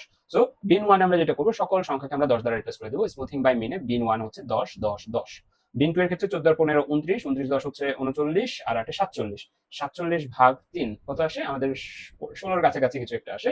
সো আমরা হচ্ছে এখানে বিন 2 তে কি করলাম 16 16 16 16 16 দ্বারা রিপ্লেস করে দিলাম। বিন 3 এর ক্ষেত্রে সেম, যোগ করব 3 দ্বারা ভাগ করব, যেটা আসবে সবগুলো আমাদের এই ভ্যালুটাই দিচ্ছি 32 32 32। তো এটা হচ্ছে আমাদের স্মুথিং বাই মিন গেল। এটার ক্ষেত্রে স্মুথিং বাই মিন সেম, যে এই ক্ষেত্রে আমাদের বিন 1 বিন 2 বিন 3, বিন 1 এর ভিতরে 5 থেকে 17 এর ভিতরে সকল নাম্বার ছিল, এই যে কয়টা নাম্বার।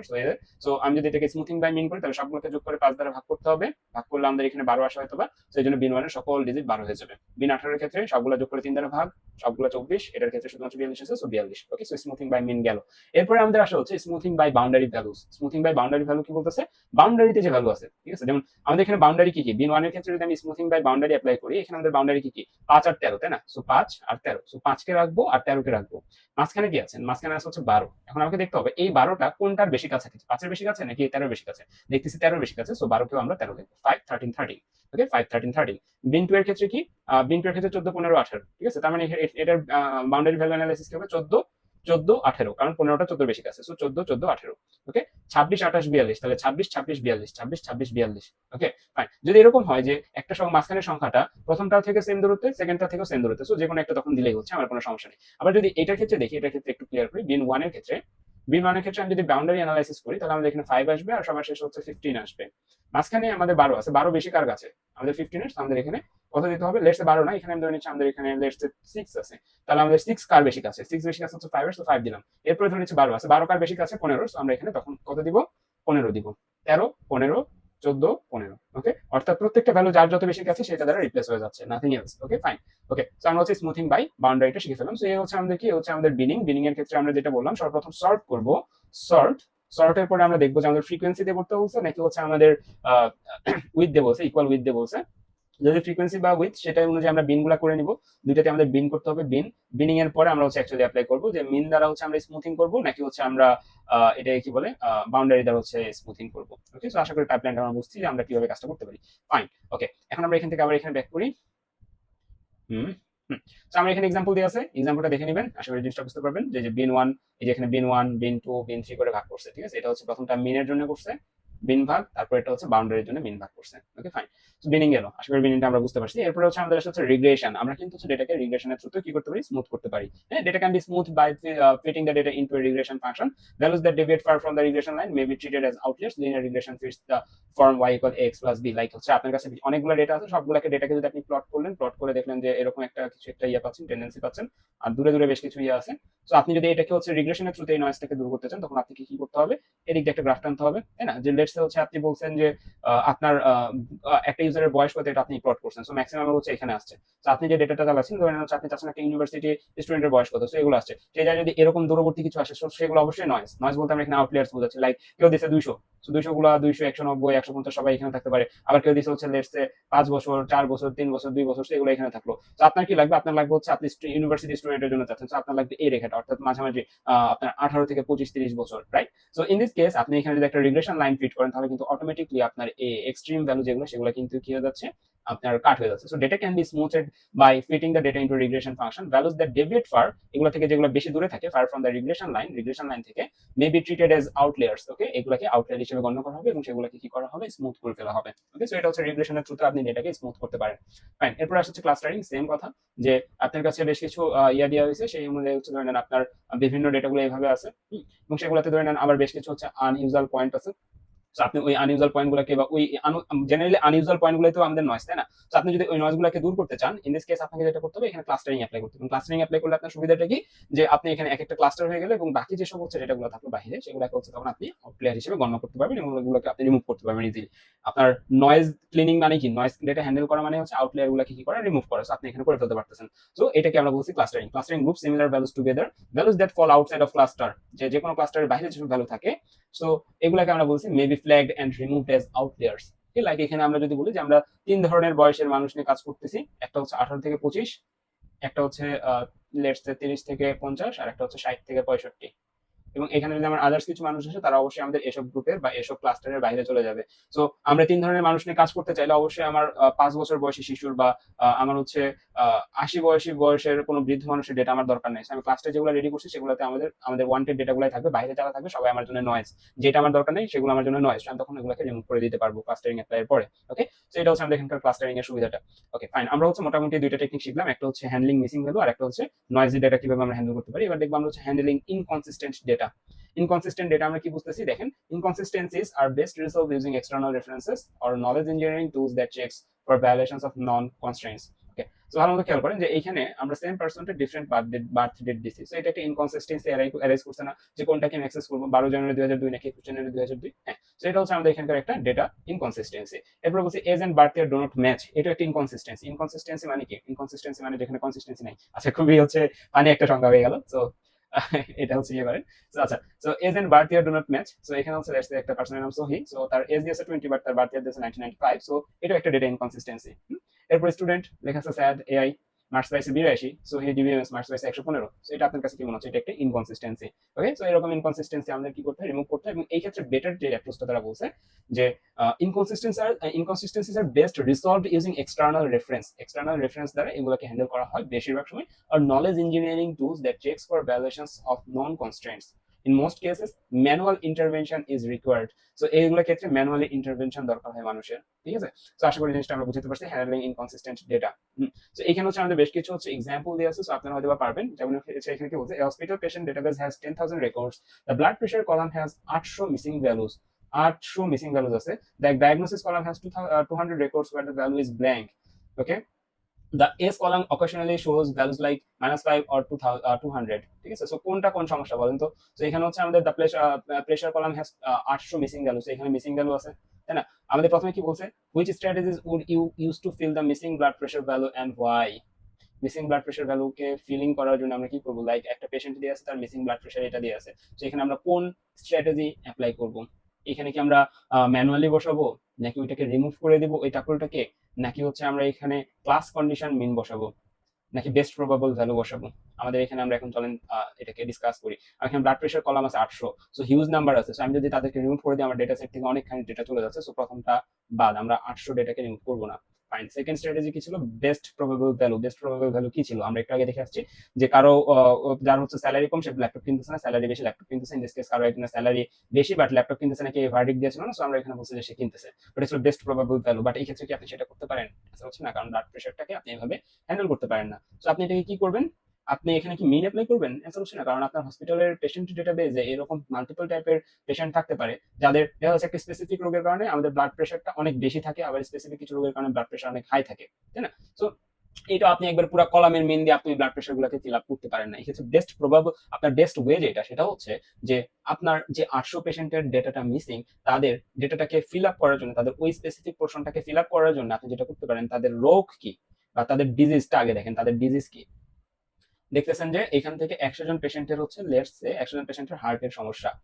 তো আপনি যেটা করেন ওই 100 জন পেশেন্টের যে ব্লাড প্রেশারের যে কলামটা আছে, ব্লাড প্রেশারের যে স্কোপটা আছে সেই জায়গায় আপনি হার্টের পেশেন্টদের, যাদের হার্টের রোগ আছে এবং যাদের ব্লাডের যে হচ্ছে রিপোর্ট, ব্লাড প্রেশারের রিপোর্ট দেওয়া আছে তাদের গুলাকে সামারি করে তাদের মিনটাকে এখানে বসান। অর্থাৎ আমরা যেটা বলতেছি ক্লাস কন্ডিশন মিনিং করা, কন্ডিশন মিন। আশা করি আমি জিনিসটাকে বুঝাতে পারছি। সো চলেন এটা একটু দেখি, অনেকের নাম মনে থাকতে পারে। ক্লাস কন্ডিশন মিন কি ছিল? হ্যাঁ, যে এরকম যে ধরে নেন এই ক্ষেত্রে আমরা বললাম যে এটা হচ্ছে ডিজিজ আর এটা হচ্ছে blood pressure. So in this case disease ধরে নিচ্ছি এখানে এ এ বি বি সি। এখন আপনাকে যদি বলা হয় যে এগুলা মিসিং ডেটা আছে এটাতে, আপনি যদি বলেন যে ভাই আমি সবগুলার হচ্ছে যে ব্লাডের হচ্ছে যে ব্লাড প্রেশারের যে রেজাল্ট আছে সবগুলো যোগ করে ভাগ করে এখানে দিব, তাহলে কিন্তু আমাদের অ্যাকুরেসি কমে যাবে। আমরা যেটা করতে পারি যে ডিজিজ বি এর যেসব পেশেন্টের ব্লাড প্রেশার দেওয়া আছে সেসব পেশেন্টের ব্লাড প্রেশারের গড়টা দিয়ে আমরা ডিজিজ বি এর ব্লাড প্রেশারটাকে ফিল আপ করতে পারি। তো এটাকে এটার সলিউশন হিসেবে আপনাকে কি দিতে হবে, কোন স্ট্র্যাটেজি আপনি ফলো করবেন?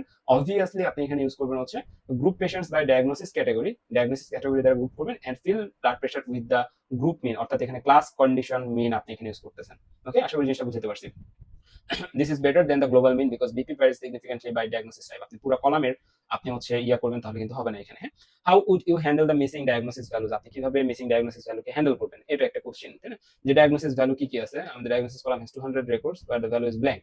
সো এটার ক্ষেত্রে আপনি কি করতে পারেন, এখানে বলছে হচ্ছে if diagnosis is missing and it's the class level in a classification task consider ignoring those 200 tuples. Okay, কারণ এখানে মাত্র 2% এটা হোল্ড করতেছে। আমাদের 10,000 এর সাপেক্ষে যদি চিন্তা করি, আমাদের এখানে এই 200 কে আমাদের কি করতেছে, মাত্র হচ্ছে ভ্যারি করতেছে। কারণ কি, কারণ ডায়াগনোসিস কলামের যে 200 রেকর্ড আছে, এই রেকর্ডে ডায়াগনোসিস মানে কি, ডায়াগনোসিস মানে হচ্ছে আপনার সকল রিপোর্ট দিয়ে আছে, আপনার কি হয়েছে, আপনার যে কোন অসুখ হয়েছে বা যেটা হয়েছে সেইটা সম্পর্কে ভার্ডিক্টটা 200 পেশেন্টের নাই। কারণ এই ভার্ডিক্টটা কি আপনি ম্যানুয়ালি দেওয়াটা কি খুব একটা অ্যাকসেপ্টেড একটা কাজ হবে? আসলে হচ্ছে না। সো এটাকে আপনাকে বলতে সাজেস্ট করছে কি আপনাকে অ্যাভয়েড করার জন্য। এগুলো জেনারেলি ওপেন এন্ডেড হয়, আপনি জাস্ট আপনি অ্যান্সার লিখবেন, আপনার অ্যান্সারের সাপেক্ষে যুক্তি দিবেন। কোশ্চেন 3 বলছে which data quality problem does age -5 present? কোন ধরনের ডেটা প্রবলেম এটা? এটা অবশ্যই data inconsistency. Sorry for my pronunciation. So S minus 5 and S 200 are noisy values or outliers. আচ্ছা, এগুলোকে আমরা এখানে noisy value বলতেছি। এটাকে আমরা একটু আগে হচ্ছে ইনকনসিস্টেন্সিও দেখছি। ওকে, যেমন হচ্ছে আমাদের যে কোন একটা সাবজেক্টে 115 পাবো, এটা যেমন একটা ইনকনসিস্টেন্সি ছিল, সো এটাকে আমরা ডেটা ইনকনসিস্টেন্সি বলতে পারি। বাট এই ক্ষেত্রে হচ্ছে -5 টাকে ইনকনসিস্টেন্সি বলতে পারি, বাট 200 টাকে ইনকনসিস্টেন্সি বলার থেকে আই থিংক হচ্ছে আউটলিয়ার্স বলাটা বেটার। ওকে, এই ব্লাড প্রেশার ভ্যালুজ এগুলো অ্যাপ্লাই বিনিং উইথ আছে এখানে 2 ইকুয়াল ডেপথ বিনস বলছে। 2 ইকুয়াল ডেপথ বিনস বলতে আমাদের প্রত্যেকটা বিনে কয়টা করে ভ্যালু নিতে হবে? 2টা করে ভ্যালু নিতে হবে। ওকে, সো এভাবে করে আমাকে এটা অ্যাপ্লাই করতে বলছে, এখানে লেখা আছে। ওকে, ফাইন। তো আশা করি এক্সারসাইজ 1 বুঝছি। এক্সারসাইজ 2 টা আপনারা নিজেরা করবেন, এখানে জাস্ট বিনিং করতে বলছে। এক্সারসাইজ 2 এর অ্যান্সার দিয়ে আছে, পরে দেখবেন এটা। এবার আমরা আসি হচ্ছে ডেটা ইন্টিগ্রেশন। ডেটা ইন্টিগ্রেশন এটা হচ্ছে আমাদের একটা সিরিয়াস ইস্যু, ঠিক আছে? ডেটা ইন্টিগ্রেশন একটা সিরিয়াস ইস্যু। লেটস সে আমরা হচ্ছে যেটা বললাম, লেটস আমরা হচ্ছে ম্যানুয়ালি ডেটা কালেক্ট করতেছি। ম্যানুয়ালি ডেটা কালেক্ট করতেছি, বা হচ্ছে আমরা ধরে নিচ্ছি দুইজন, আমরা হচ্ছে দুইটা ফ্রেন্ড এ এন্ড বি, দুজন সেম টাস্কের জন্য দুইটা আলাদা আলাদা গুগল ফর্ম খুলে কি করলাম, নিজেরা ডেটা কালেক্ট করা শুরু করলাম। তো এ ফ্রেন্ড কি করছে, তার যে হচ্ছে ডেটা সেটটা বানাইছে, সেই ডেটা সেটে স্টুডেন্টের ডেটা নেওয়ার সময় লেখছে ডেট, আর বি কি করছে, ডিপার্টমেন্ট লেখছে। সো সবাই ডেটা কালেক্ট করা শেষ করে যখন মার্চ করবে, তখন যে সমস্যাটা হবে সেটা হচ্ছে আমাদের এখানে ইন্টিগ্রেশনের একটা প্রবলেম হবে। ইন্টিগ্রেশন মানে কি, একসাথে অ্যাড করা, তাই না? তো এখানে তখন সমস্যাটা যেটা হবে সেটা হচ্ছে ডেটের সাথে data set from source B department match করবে না, ফ্যামিলি নেমের সাথে সার নেম ম্যাচ করবে না, ফার্স্ট নেমের সাথে গিভেন নেম ম্যাচ করবে না, স্টুডেন্ট আইডির সাথে এই আইডিটা ম্যাচ করবে না, অর্থাৎ কলাম বা অ্যাট্রিবিউটের নামে কিন্তু সমস্যা হচ্ছে। ওকে, সো এটাকে আমরা বলছি ইন্টিগ্রেশন প্রবলেম বা data integration. Data integration combines data from multiple heterogeneous sources into a coherent data store. Common challenges include schema integration, schema ইন্টিগ্রেশনের ঝামেলা হয়, entity identification and redundancy handling.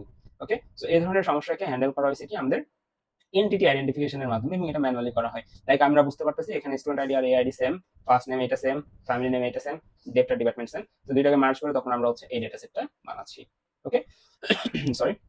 ওকে, আচ্ছা, এখানে আরেকটা ইস্যু কি, আরেকটা ইস্যু হচ্ছে আমাদের এখানে রিডান্ডেন্সি কিন্তু চলে আসতে পারে। রিডান্ডেন্সি বলতে যে ডেটা সোর্স 1 এ আমাকে হচ্ছে ফর্ম দিছে আমার ফ্রেন্ড এ, ধরে নিচ্ছে আমি হচ্ছে সি নামক একটা ব্যক্তিকে আমরা রিচ করে, তাকে এও হচ্ছে ফর্ম দিছে, বিও হচ্ছে সি নামক ব্যক্তিকে ফর্ম দিছে। সো তারা কি করছে, সি নামক ব্যক্তি দুইটাতে ধরে নিচ্ছে কি করছে, এন্ট্রি করছে। লেটস সে সহি দুইটাতে কি করছে, এন্ট্রি করছে, ফাইন, কোনো সমস্যা নেই। বাট দুইটাকে যখন হচ্ছে মার্জ করা হবে, তখন ওই মার্জ করা ডেটা সেটে কিন্তু সহি এন্ট্রিটা দুইবার থাকবে। সো ইন্টিগ্রেশনের সময় আমাদের কিন্তু রিডান্ডেন্সি, অর্থাৎ একই জিনিস বারবার চলে আসতেছে। রিডান্ডেন্ট মানে কি, একই জিনিস বারবার আসছে, একই জিনিস বারবার আসতেছে। সো এটাকে কি করতে হয়, হয়, হ্যান্ডেল করতে হয়। ওকে, সো এইখানে প্রথম যে সমস্যাটা দেখলাম এন্টিটি আইডেন্টিফিকেশন প্রবলেম, অর্থাৎ আমাদের কলামগুলোর নাম বা এন্টিটির নামগুলো সেম নাই। Okay fine.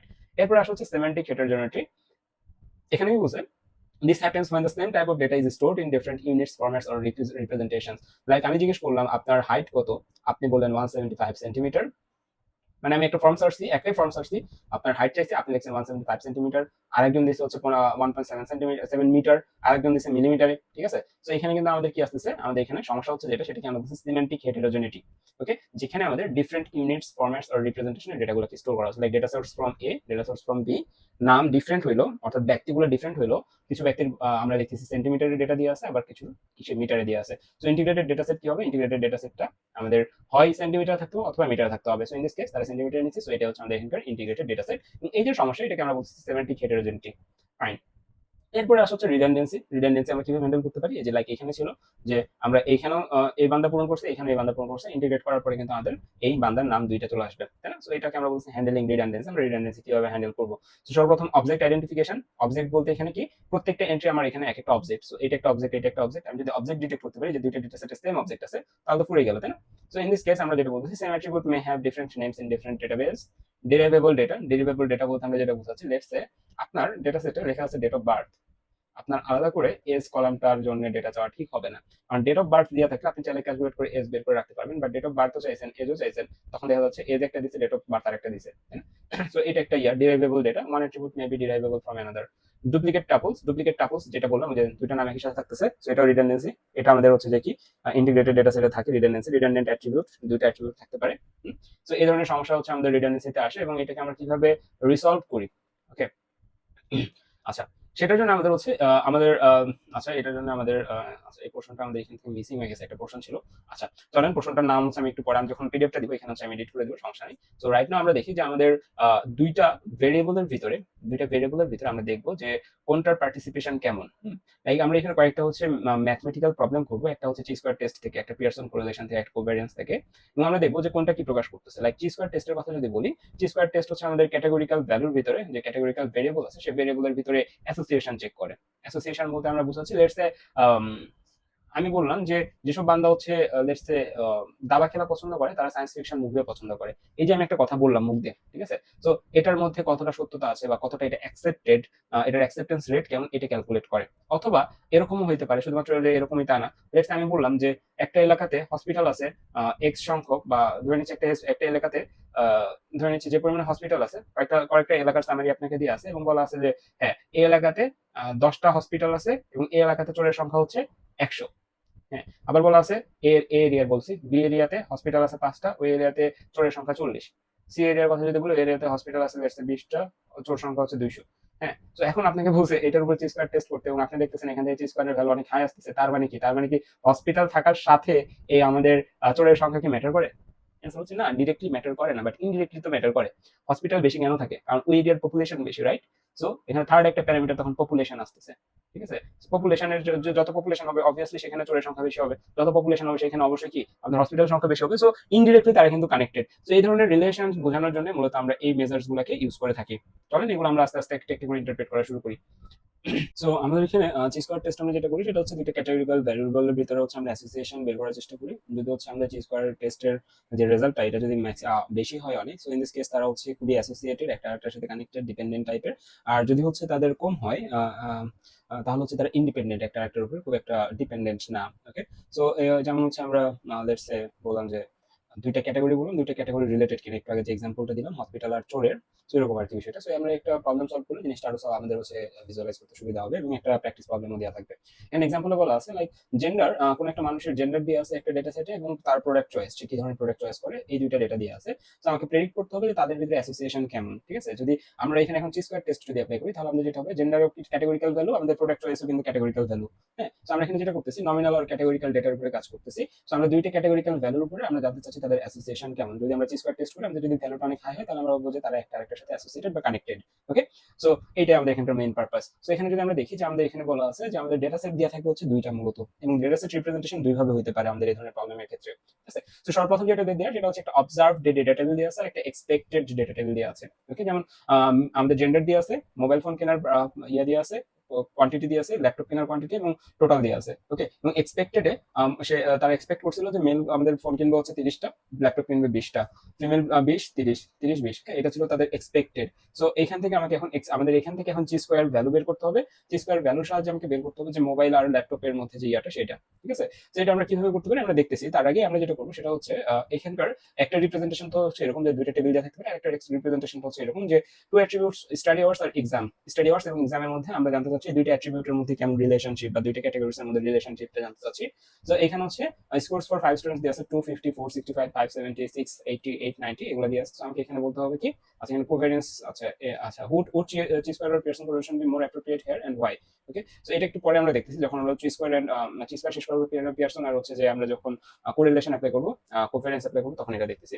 এরকমই হচ্ছে আমাদের রিপ্রেজেন্টেশন থাকতে পারে, একটু পরে আমরা সেটা দেখবো, সমস্যা নেই। লাইক আমরা যদি এখানে দেখে আপনাদের চেষ্টা করি, লাইক এখানে বলা আছে chi square ক্যালকুলেশনের যে আমরা এখানে লাইক সায়েন্স ফিকশন এবং play chess, like science fiction বলতে আমরা এখানে 250 কে বোঝাচ্ছি এবং প্লে চেসের সংখ্যা হচ্ছে 90 কে বোঝাচ্ছি। ওকে, সো এটা আবার হচ্ছে লাইক সায়েন্স ফিকশন 200 এবং নট প্লে চেস হচ্ছে 360। ওকে, নট লাইক সায়েন্স ফিকশন 50 1210 48। তো ডেটা পয়েন্টগুলো আপনারা বুঝতে পারছেন। সো এখান থেকে আমরা ক্যালকুলেট কিভাবে করতেছি চলেন দেখি। সো এক্ষেত্রে আমাদের অ্যাপ্লাই জি স্কোয়ার ফর্মুলা আমাদের যেটা বলছে সেটা আমাদের অ্যাপ্লাই জি স্কোয়ার ফর্মুলাতে যেটা হয় সেটা অবজার্ভ মাইনাস এক্সপেক্টেড ভাগ এক্সপেক্টেড। ওকে, অবজার্ভড ডেটা কত আমাদের, অবজার্ভড ডেটা হচ্ছে আমরা যদি মোবাইল ফোনের কথা চিন্তা করি, এখানে আমাদের অবজার্ভড ডেটা কত, অবজার্ভড ডেটা হচ্ছে 40 আর 30। এখানে আমাদের প্রত্যেকটা ডেটা পয়েন্টের মধ্যে ক্যালকুলেট করতে হবে যে এই 40 এবং আমাদের বাই মোবাইলের 30 এর মধ্যে ক্যালকুলেট করতে হবে, এই 10 এবং আমাদের বাই ল্যাপটপের যে 20 এই দুইটার মধ্যে ক্যালকুলেট করতে হবে 20 এবং এই 30 এর মধ্যে ক্যালকুলেশন, এই 30 এই 20 এর মধ্যে ক্যালকুলেশন করতে হবে। হ্যাঁ, সো আমরা অ্যাপ্লাই জি স্কয়ার ফর্মুলা যখন করব দুইটা ক্যাটাগরির উপরে বা দুইটা হচ্ছে আমরা হচ্ছে অ্যাট্রিবিউটের উপরে, তখন সবগুলোর সাথে করতে হবে। যেখানে বাই মোবাইলের অবজার্ভড ডেটা আমাদের দুইটা দেওয়া থাকবে, অবজার্ভড ডেটা দেওয়া থাকবে এবং এক্সপেক্টেড টেবিল দেওয়া থাকবে। সো বাই মোবাইলের অবজার্ভড ডেটা 40 আর এক্সপেক্টেড টেবিলের বাই মোবাইলের আমাদের ইয়ে হচ্ছে 30। সো আমাদের যেটা সূত্র সেটা হচ্ছে অবজার্ভ মাইনাস ই আমাদের এক্সপেক্টেড ভাগ expected, observe minus expected whole square. So 40 minus 30 whole square ভাগ 30।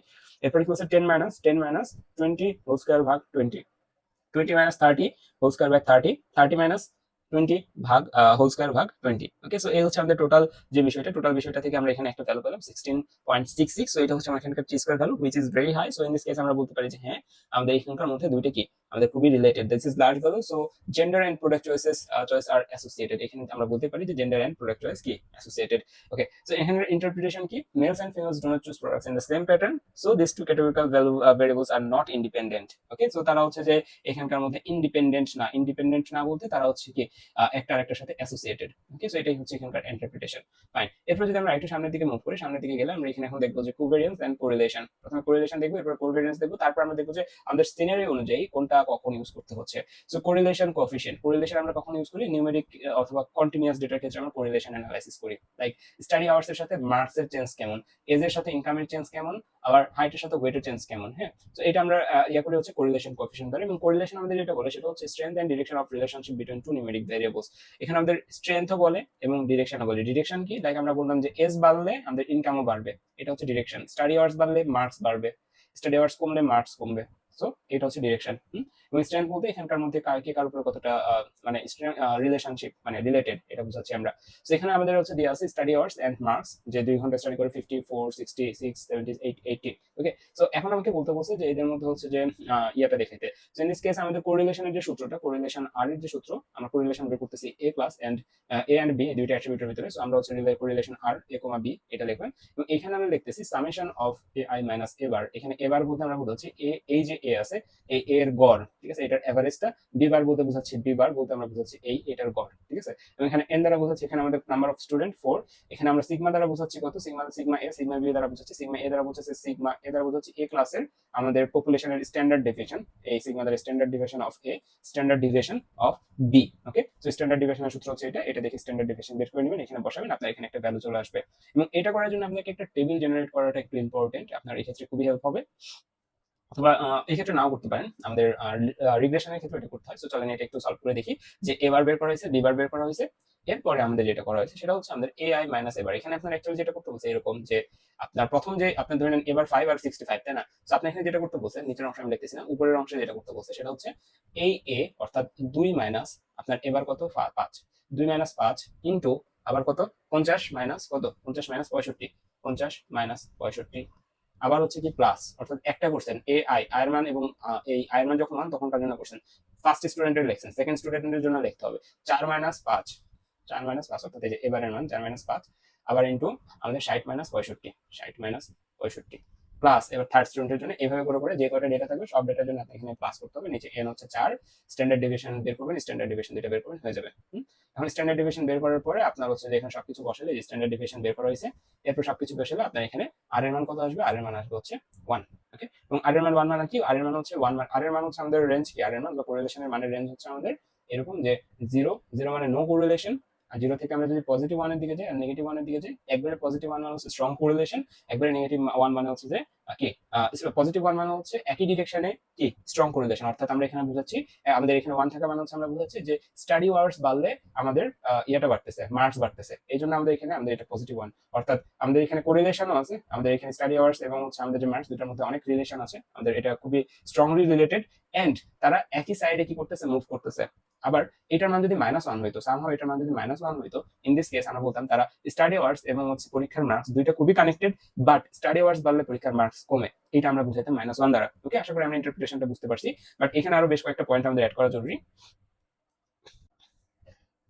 ওকে, সো আমরা হচ্ছে এখানে যদি একটু চিন্তা করি, লাইক আমরা যদি এখানে মাঝখানে যদি 0.5 ধরি, -0.5 আর এটা হচ্ছে +0.5, যে এতটুকু আমরা বলতে পারি যে স্ট্রং উইক পজিটিভ কোরিলেশন, এটা হচ্ছে স্ট্রং পজিটিভ কোরিলেশন। সেম ভাবে হচ্ছে এটা weak negative correlation, weak negative, strong negative correlation. So এই হচ্ছে আমাদের কোরিলেশনের যে হচ্ছে স্কেল, সেই স্কেলটা। আশা করি আমরা কোরিলেশনটা বুঝতে পারছি যে কোরিলেশন কিভাবে কাজ করতেছে। সো দুইটা আমাদের অ্যাট্রিবিউট একই দিকে মুভ করতেছে কিনা, এবং দুইটা অ্যাট্রিবিউটের ভিতরে আমাদের যে কানেকশন বা রিলেশন সেটাকে আমরা প্রকাশ করতেছি। ফাইন, এরপরে আমাদের আসলে হচ্ছে কোভেরিয়েন্স। কোভেরিয়েন্স ইউজ হয় নিউমেরিক এবং কন্টিনিউয়াস ডেটার ক্ষেত্রে, এবং কোভেরিয়েন্সের ক্ষেত্রে আমরা যেটা করি সেটা হচ্ছে আমাদের এখানে লেখা আছে, দেখছি কোভেরিয়েন্সের ক্ষেত্রে আমাদের direction of movement between two numerical variables, অর্থাৎ এই ক্ষেত্রে আমরা জাস্ট ডিরেকশনটা আমরা জানার চেষ্টা করি যে দুইটা ট্রেন্ড কি, হ্যাঁ দুইটা কি আপওয়ার্ড নাকি দুইটা হচ্ছে downward. Study hours and marks এর ক্ষেত্রে যদি চিন্তা করি, do they increase or decrease together, তারা কি একই সাথে বাড়তেছে বা কমতেছে, নাকি একটা বাড়লে আরেকটা কমতেছে, এই ট্রেন্ডটাকে বের করা হচ্ছে কোভেরিয়েন্স। ওকে, সো কোভেরিয়েন্সটা আমরা দেখি, এবং কোভেরিয়েন্সের ক্ষেত্রে আমাদের সূত্র সব দিয়ে আছে, এখন কখন কি ইউজ করে সব দিয়ে আছে। এখানে আমরা যদি দেখি আমাদের স্টাডি আওয়ার্স এন্ড মার্কস আগেরটাই দিয়ে আছে, এবং কোভেরিয়েন্সের সূত্র এখানে লেখা আছে এআই মাইনাস এ বার বিআই মাইনাস বি বার। এই ক্ষেত্রে আমাদের কোনো স্ট্যান্ডার্ড ডেফিনেশন দরকার নেই, জাস্ট স্ট্যান্ডার্ড ডেফিনেশনকে বাদ দিয়ে দিলে আমাদের সূত্র হয়ে যাচ্ছে। ওকে, সো এখানে আমরা দুইটা বের করলাম, এখানে সামেশন বের করলাম, আমরা এখান থেকে কি বের করলাম, এই যে আমরা যদি এখানে খেয়াল করি যে আমাদের কোভেরিয়েন্স হচ্ছে 25। ওকে, কোভেরিয়েন্স কত, 25। Covariance of A comma B is greater than 0, যদি আমাদের এটা 0 থেকে বড় হয় তাহলে কি তারা একই ডিরেকশনে কি হচ্ছে, মুভ করতেছে, the two variables move in the same direction. ঠিক আছে, যে একটা বাড়লে আরেকটা বাড়তেছে, এটাই আমরা এখানে বুঝাচ্ছি। That means when the study hours increase, marks also increase. So this shows a positive relationship. যদি এরকম হইতো smaller than 0, in this case আমরা বলতাম যে একটা বাড়লে আরেকটা কমে। ওকে, সো এটা হচ্ছে আমাদের এখানকার কোভেরিয়েন্স, এবং কোভেরিয়েন্সের সূত্রটা এখানে দেওয়া আছে, এখান থেকে একটু দেখে নেবেন। ফাইন, এরপরে আমরা যদি যাই সামনের দিকে, এরপরে আমাদের আছে হচ্ছে ডেটা রিডাকশন। ডেটা রিডাকশনের টেকনিক্স কি কি আমরা দেখবো, dimensionality reduction, dimensionality reduction, attribute subset selection, এটা হচ্ছে এটারই একটা প্রসেস। প্রিন্সিপাল কম্পোনেন্ট অ্যানালাইসিস বা সংক্ষেপে এটাকে পিসিএ বলে। নিউমেরিসিটি রিডাকশন এন্ড ওয়েবলেট ডিকম্পোজিশন, এখান থেকে আমরা যদি বলি অ্যাট্রিবিউট সাবসেট সিলেকশনের আমাদের একটু স্টেপ দেখতে হবে। এরপর হচ্ছে আমরা ওয়েবলেট ডিকম্পোজিশনের একটা হচ্ছে ম্যাথমেটিক্যাল ইয়া দেখবো, নিউমেরিক্যাল দেখবো। সো চলেন শুরু করি। এখানে আমাদের হিউরিস্টিক সার্চ, আমাদের অ্যাট্রিবিউট সিলেকশন বলতে আমরা বুঝাচ্ছি যে আমাদের কাছে একটা ডেটা সেটে মাল্টিপল অ্যাট্রিবিউট থাকতে পারে। সো সর্বপ্রথম সমস্যাটা কি দেখেন, যে একটা ডেটা সেট আছে, এই ডেটা সেট ধরে নেওয়া হচ্ছে যে বিভিন্ন শরীরের প্যারামিটারের উপর ডিটেক্ট করবে কোন একটা পার্সনের ডায়াবেটিক্স আছে কিনা, টেম্পারেচার, আদার্স, ব্লাড প্রেশার, হাবি জাবি সবকিছু মিলে। ঠিক আছে, এখন এইখানে ধরে নেন বেশ কিছু আনওয়ান্টেড ফিচার থাকতে পারে। আনওয়ান্টেড ফিচার বলতে আমরা কি বুঝাচ্ছি, যে আমাদের মেশিনকে যদি আমি বেশি ডেটা দিই, লাইক আপনার আগামীকালকে পরীক্ষা, আগামীকালকে আপনার পরীক্ষা এক্স, এবং আপনার আজকে রাত্রে যদি আপনি সবকিছু পড়তে যান আপনার সিলেবাসের, তো আপনার কি হবে, আপনি পরীক্ষায় ভালো পারফর্ম করতে পারবেন না। সো দ্যাট আপনাকে যেটা করতে হবে সেটা হচ্ছে সিলেক্টেড ভাবে পড়তে হবে, বা আপনি সাজেশন নেবেন, ইম্পর্টেন্ট জিনিসগুলোকে জাস্ট লার্ন করবেন যাতে কোন সময় ভালো রেজাল্ট করা যায়, তাই না। তো এইটাই হচ্ছে আমাদের এখানকার মেইন পারপাস, যে আমরা আমাদের মেশিনকে খুব একটা বেশি হচ্ছে ডেটা না দেওয়ার চেষ্টা করবো, জাস্ট ইম্পর্টেন্ট ফিচার যেসব আছে, ফিচার বলতে আমরা এখানে এই অ্যাট্রিবিউটসকে বোঝাচ্ছি আপাতত, সেগুলো সম্বলিত ডেটাগুলো আমরা তাকে দেওয়ার চেষ্টা করবো। সো এই জন্য আমাদের কয়েকটা টেকনিক আছে, ডাইমেনশনালিটি রিডাকশন, ডাইমেনশন রিডাক্ট করতে হয়, অ্যাট্রিবিউট সাবসেট সিলেকশন, অর্থাৎ আমাদের এখানকার প্রত্যেকটা কলামকে আমরা জেনারেলি অ্যাট্রিবিউট বলতেছি, অ্যাট্রিবিউটের মধ্যে যেসব আমাদের ইম্পর্টেন্ট সেগুলোকে জাস্ট সিলেক্ট করলাম, বাকিগুলোকে রিমুভ করলাম।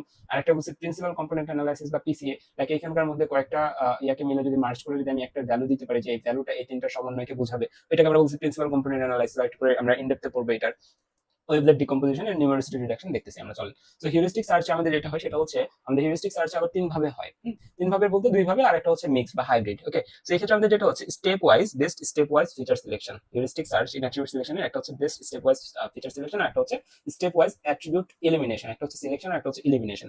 সো আপনার ইনিশিয়াল অ্যাট্রিবিউট দিয়ে আছে এগুলা।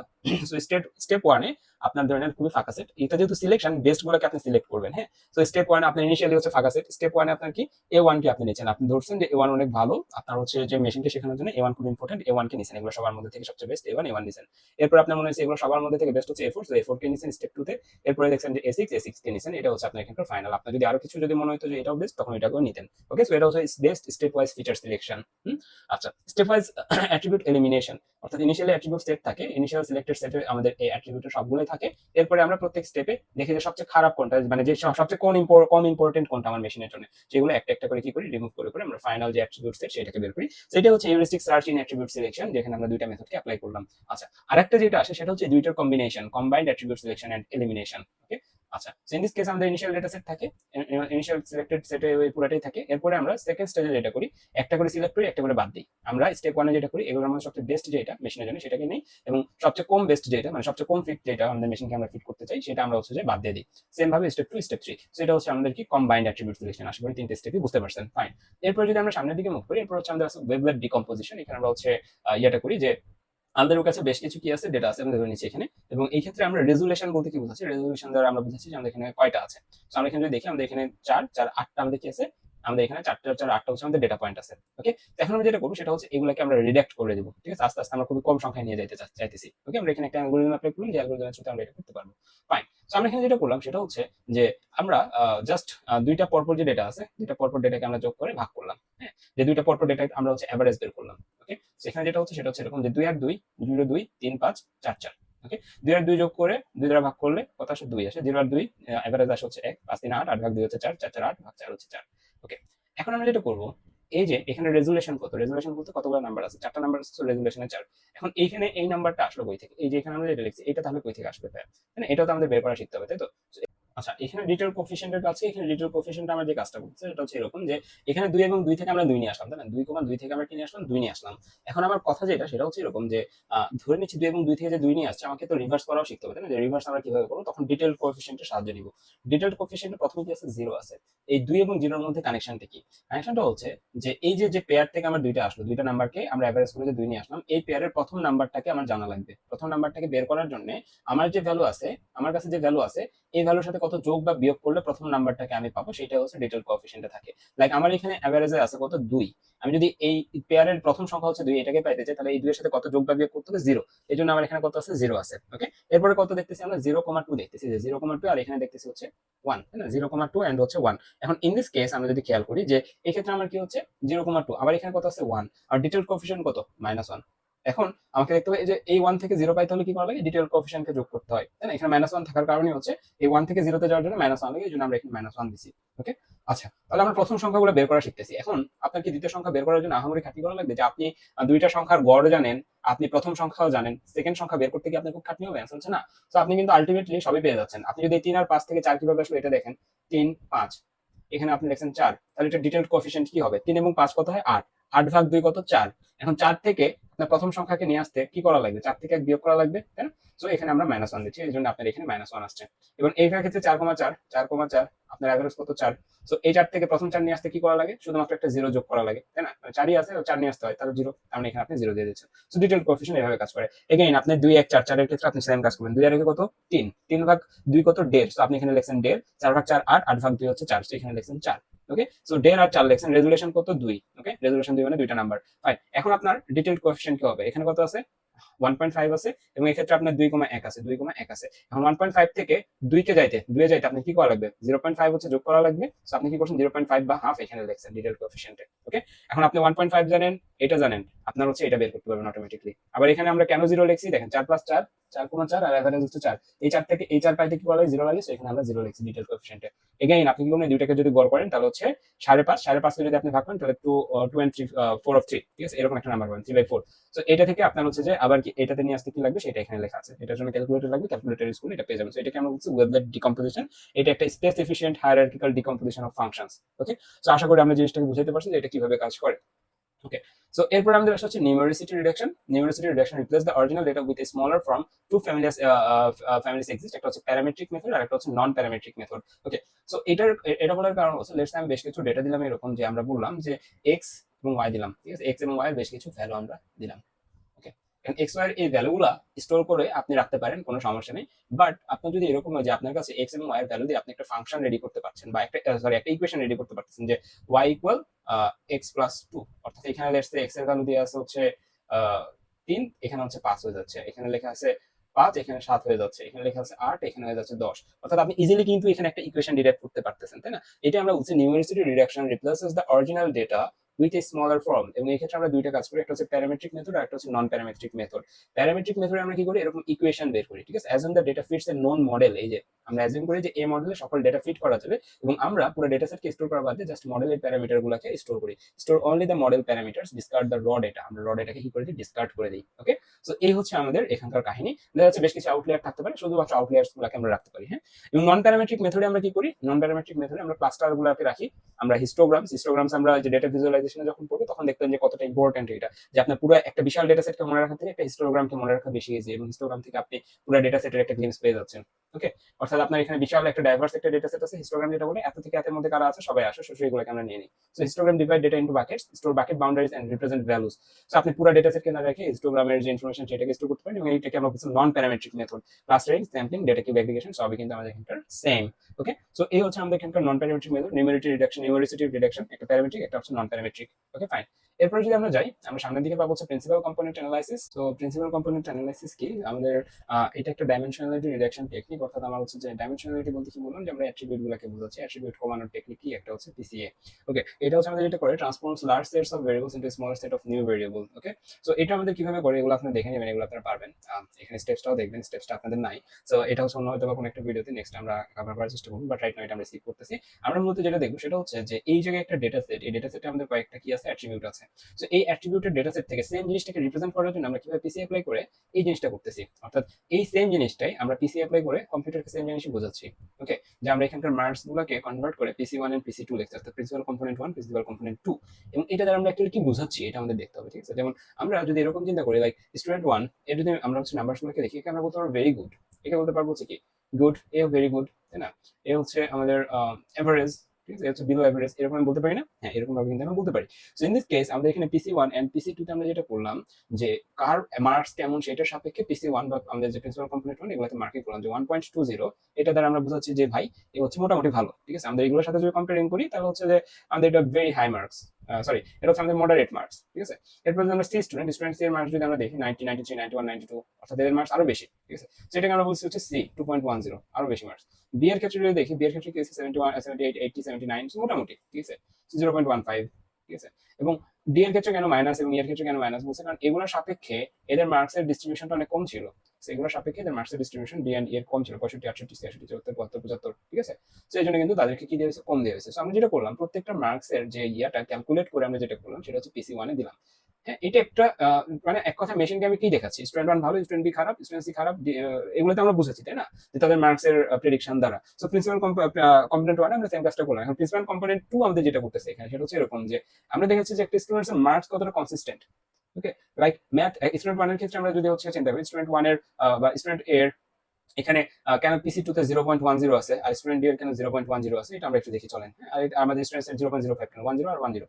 সো এই আর এর কেন 0.10 আছে?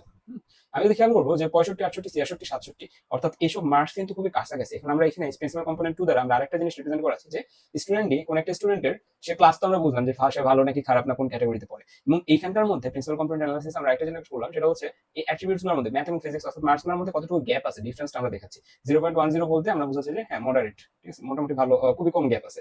স্টুডেন্ট এ এবং স্টুডেন্ট ডি দুইটার ক্ষেত্রে আমাদের সেম কথাই প্রযোজ্য, ঠিক আছে? এখন যদি আমরা স্টুডেন্ট বি এর কথা চিন্তা করি, student B and C, B and C এর ক্ষেত্রে দেখতেছি 78, 80, 79, 77, ঠিক আছে? তো বি এর ক্ষেত্রে আমাদের লিখছে -0.20 এবং মাইনাস আমাদের ই এর ক্ষেত্রে লিখছে -0.05, ঠিক আছে? তো মোটামুটি এইটা হচ্ছে আমরা বুঝাচ্ছি যে কতটুকু হচ্ছে মার্কসের কি আছে, গ্যাপ আছে। সো প্রিন্সিপাল কম্পোনেন্ট ওয়ান দ্বারা আমরা কি বুঝাচ্ছি, আমরা বুঝাচ্ছি যে স্টুডেন্টস এর র্যাঙ্কিং, এবং আমরা এখানে বোঝাচ্ছি যে কোন বেটার, কোন স্টুডেন্টটা ওভারঅল বেটার পারফরমেন্স করতেছে, কোনটা ওভারঅল উইকার পারফরমেন্স করতেছে। এবং এখানে প্রিন্সিপাল কম্পোনেন্ট টু দ্বারা আমরা বোঝাচ্ছি যে সেকেন্ড মোস্ট ইম্পর্টেন্ট প্যাটার্ন কোনটা। এখানে সেকেন্ড মোস্ট ইম্পর্টেন্ট প্যাটার্ন হতে পারে যে তাদের সাবজেক্টগুলোর মার্কসের গ্যাপস, ঠিক আছে? সো এটা হচ্ছে আমাদের এখানকার মেইন মুখ্য বিষয়। আশা করি আমরা প্রিন্সিপাল কম্পোনেন্ট অ্যানালাইসিস বুঝাতে পারছি, যেখানে আমরা ডাইমেনশনালিটি রিডাক্ট করতেছি। এখানে ছিল 4টা বা 5টা, এখানে হয়ে যাচ্ছে 3টা। ওকে, সো এটা ইন্টারপ্রিটেশন এখানে দেওয়া আছে, সো এটা একটু দেখে নেবেন, আশা করি আমরা এটা বুঝতে পারবো। এরপরে আমাদের আসা হচ্ছে data transformation and discretization. Data transformation and discretization বলতে আমরা বোঝাই ডিসক্রিটাইজেশন মানে কি? ডিসক্রিটাইজেশন মানে হচ্ছে খণ্ড করা, ঠিক আছে? সো আগে নরমাল ট্রান্সফরমেশনে আসি। ডেটা ট্রান্সফরমেশন বলতে আমরা বুঝাচ্ছি যে ডেটাগুলোকে আমরা একটা নরমাল রেঞ্জে নিয়ে আসতে চাচ্ছি, ঠিক আছে? যে কোনো একটা রেঞ্জে নিয়ে আসতে চাচ্ছি, এটাকে আমরা বলছি ডেটা ট্রান্সফরমেশন। এবং ডেটা ট্রান্সফরমেশনের পরে আমরা যদি ডিসক্রিটাইজেশন দেখি, ডিসক্রিটাইজেশন হচ্ছে আমাদের ডেটা রিডাকশনের একটা টেকনিক, যে অনেক বিশাল একটা ডেটা আছে, বিশাল ডেটা সেট, আমরা কি করলাম, বললাম যে এত বড় ডেটা সেট আমরা স্টোর করবো না, আমরা এখানে জাস্ট যেটা করবো সেটা হচ্ছে 0 থেকে 5 যারা আছো তাদেরকে একটা হিস্টোগ্রাম দিলাম, 5 থেকে 12 যারা আছে তাদেরকে একটা দিলাম। আমরা জাস্ট এটা করবো, এই প্রত্যেকটা হিস্টোগ্রামের হাইট কই থেকে শুরু হয়েছে কই পর্যন্ত গেছে এগুলোকে স্টোর করবো, সেটাকে আমরা ডিসক্রিটাইজেশন বলতে পারি। সেক্ষেত্রে আমাদের হচ্ছে আরো বেশ কিছু মেথড আছে, এগুলো দেখতেছি চলেন।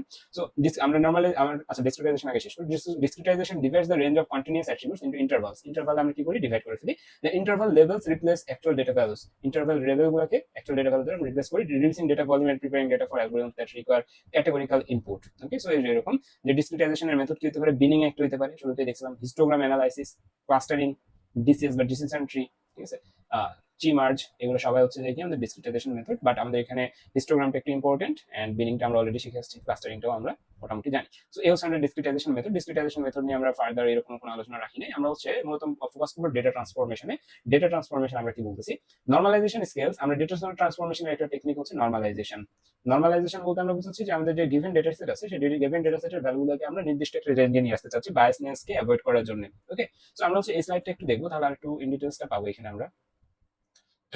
হ্যাঁ, ডেটা ট্রান্সফরমেশন এখানে কি বলছে, a function that maps the inter set of values of a given attribute to a new set of replacement values.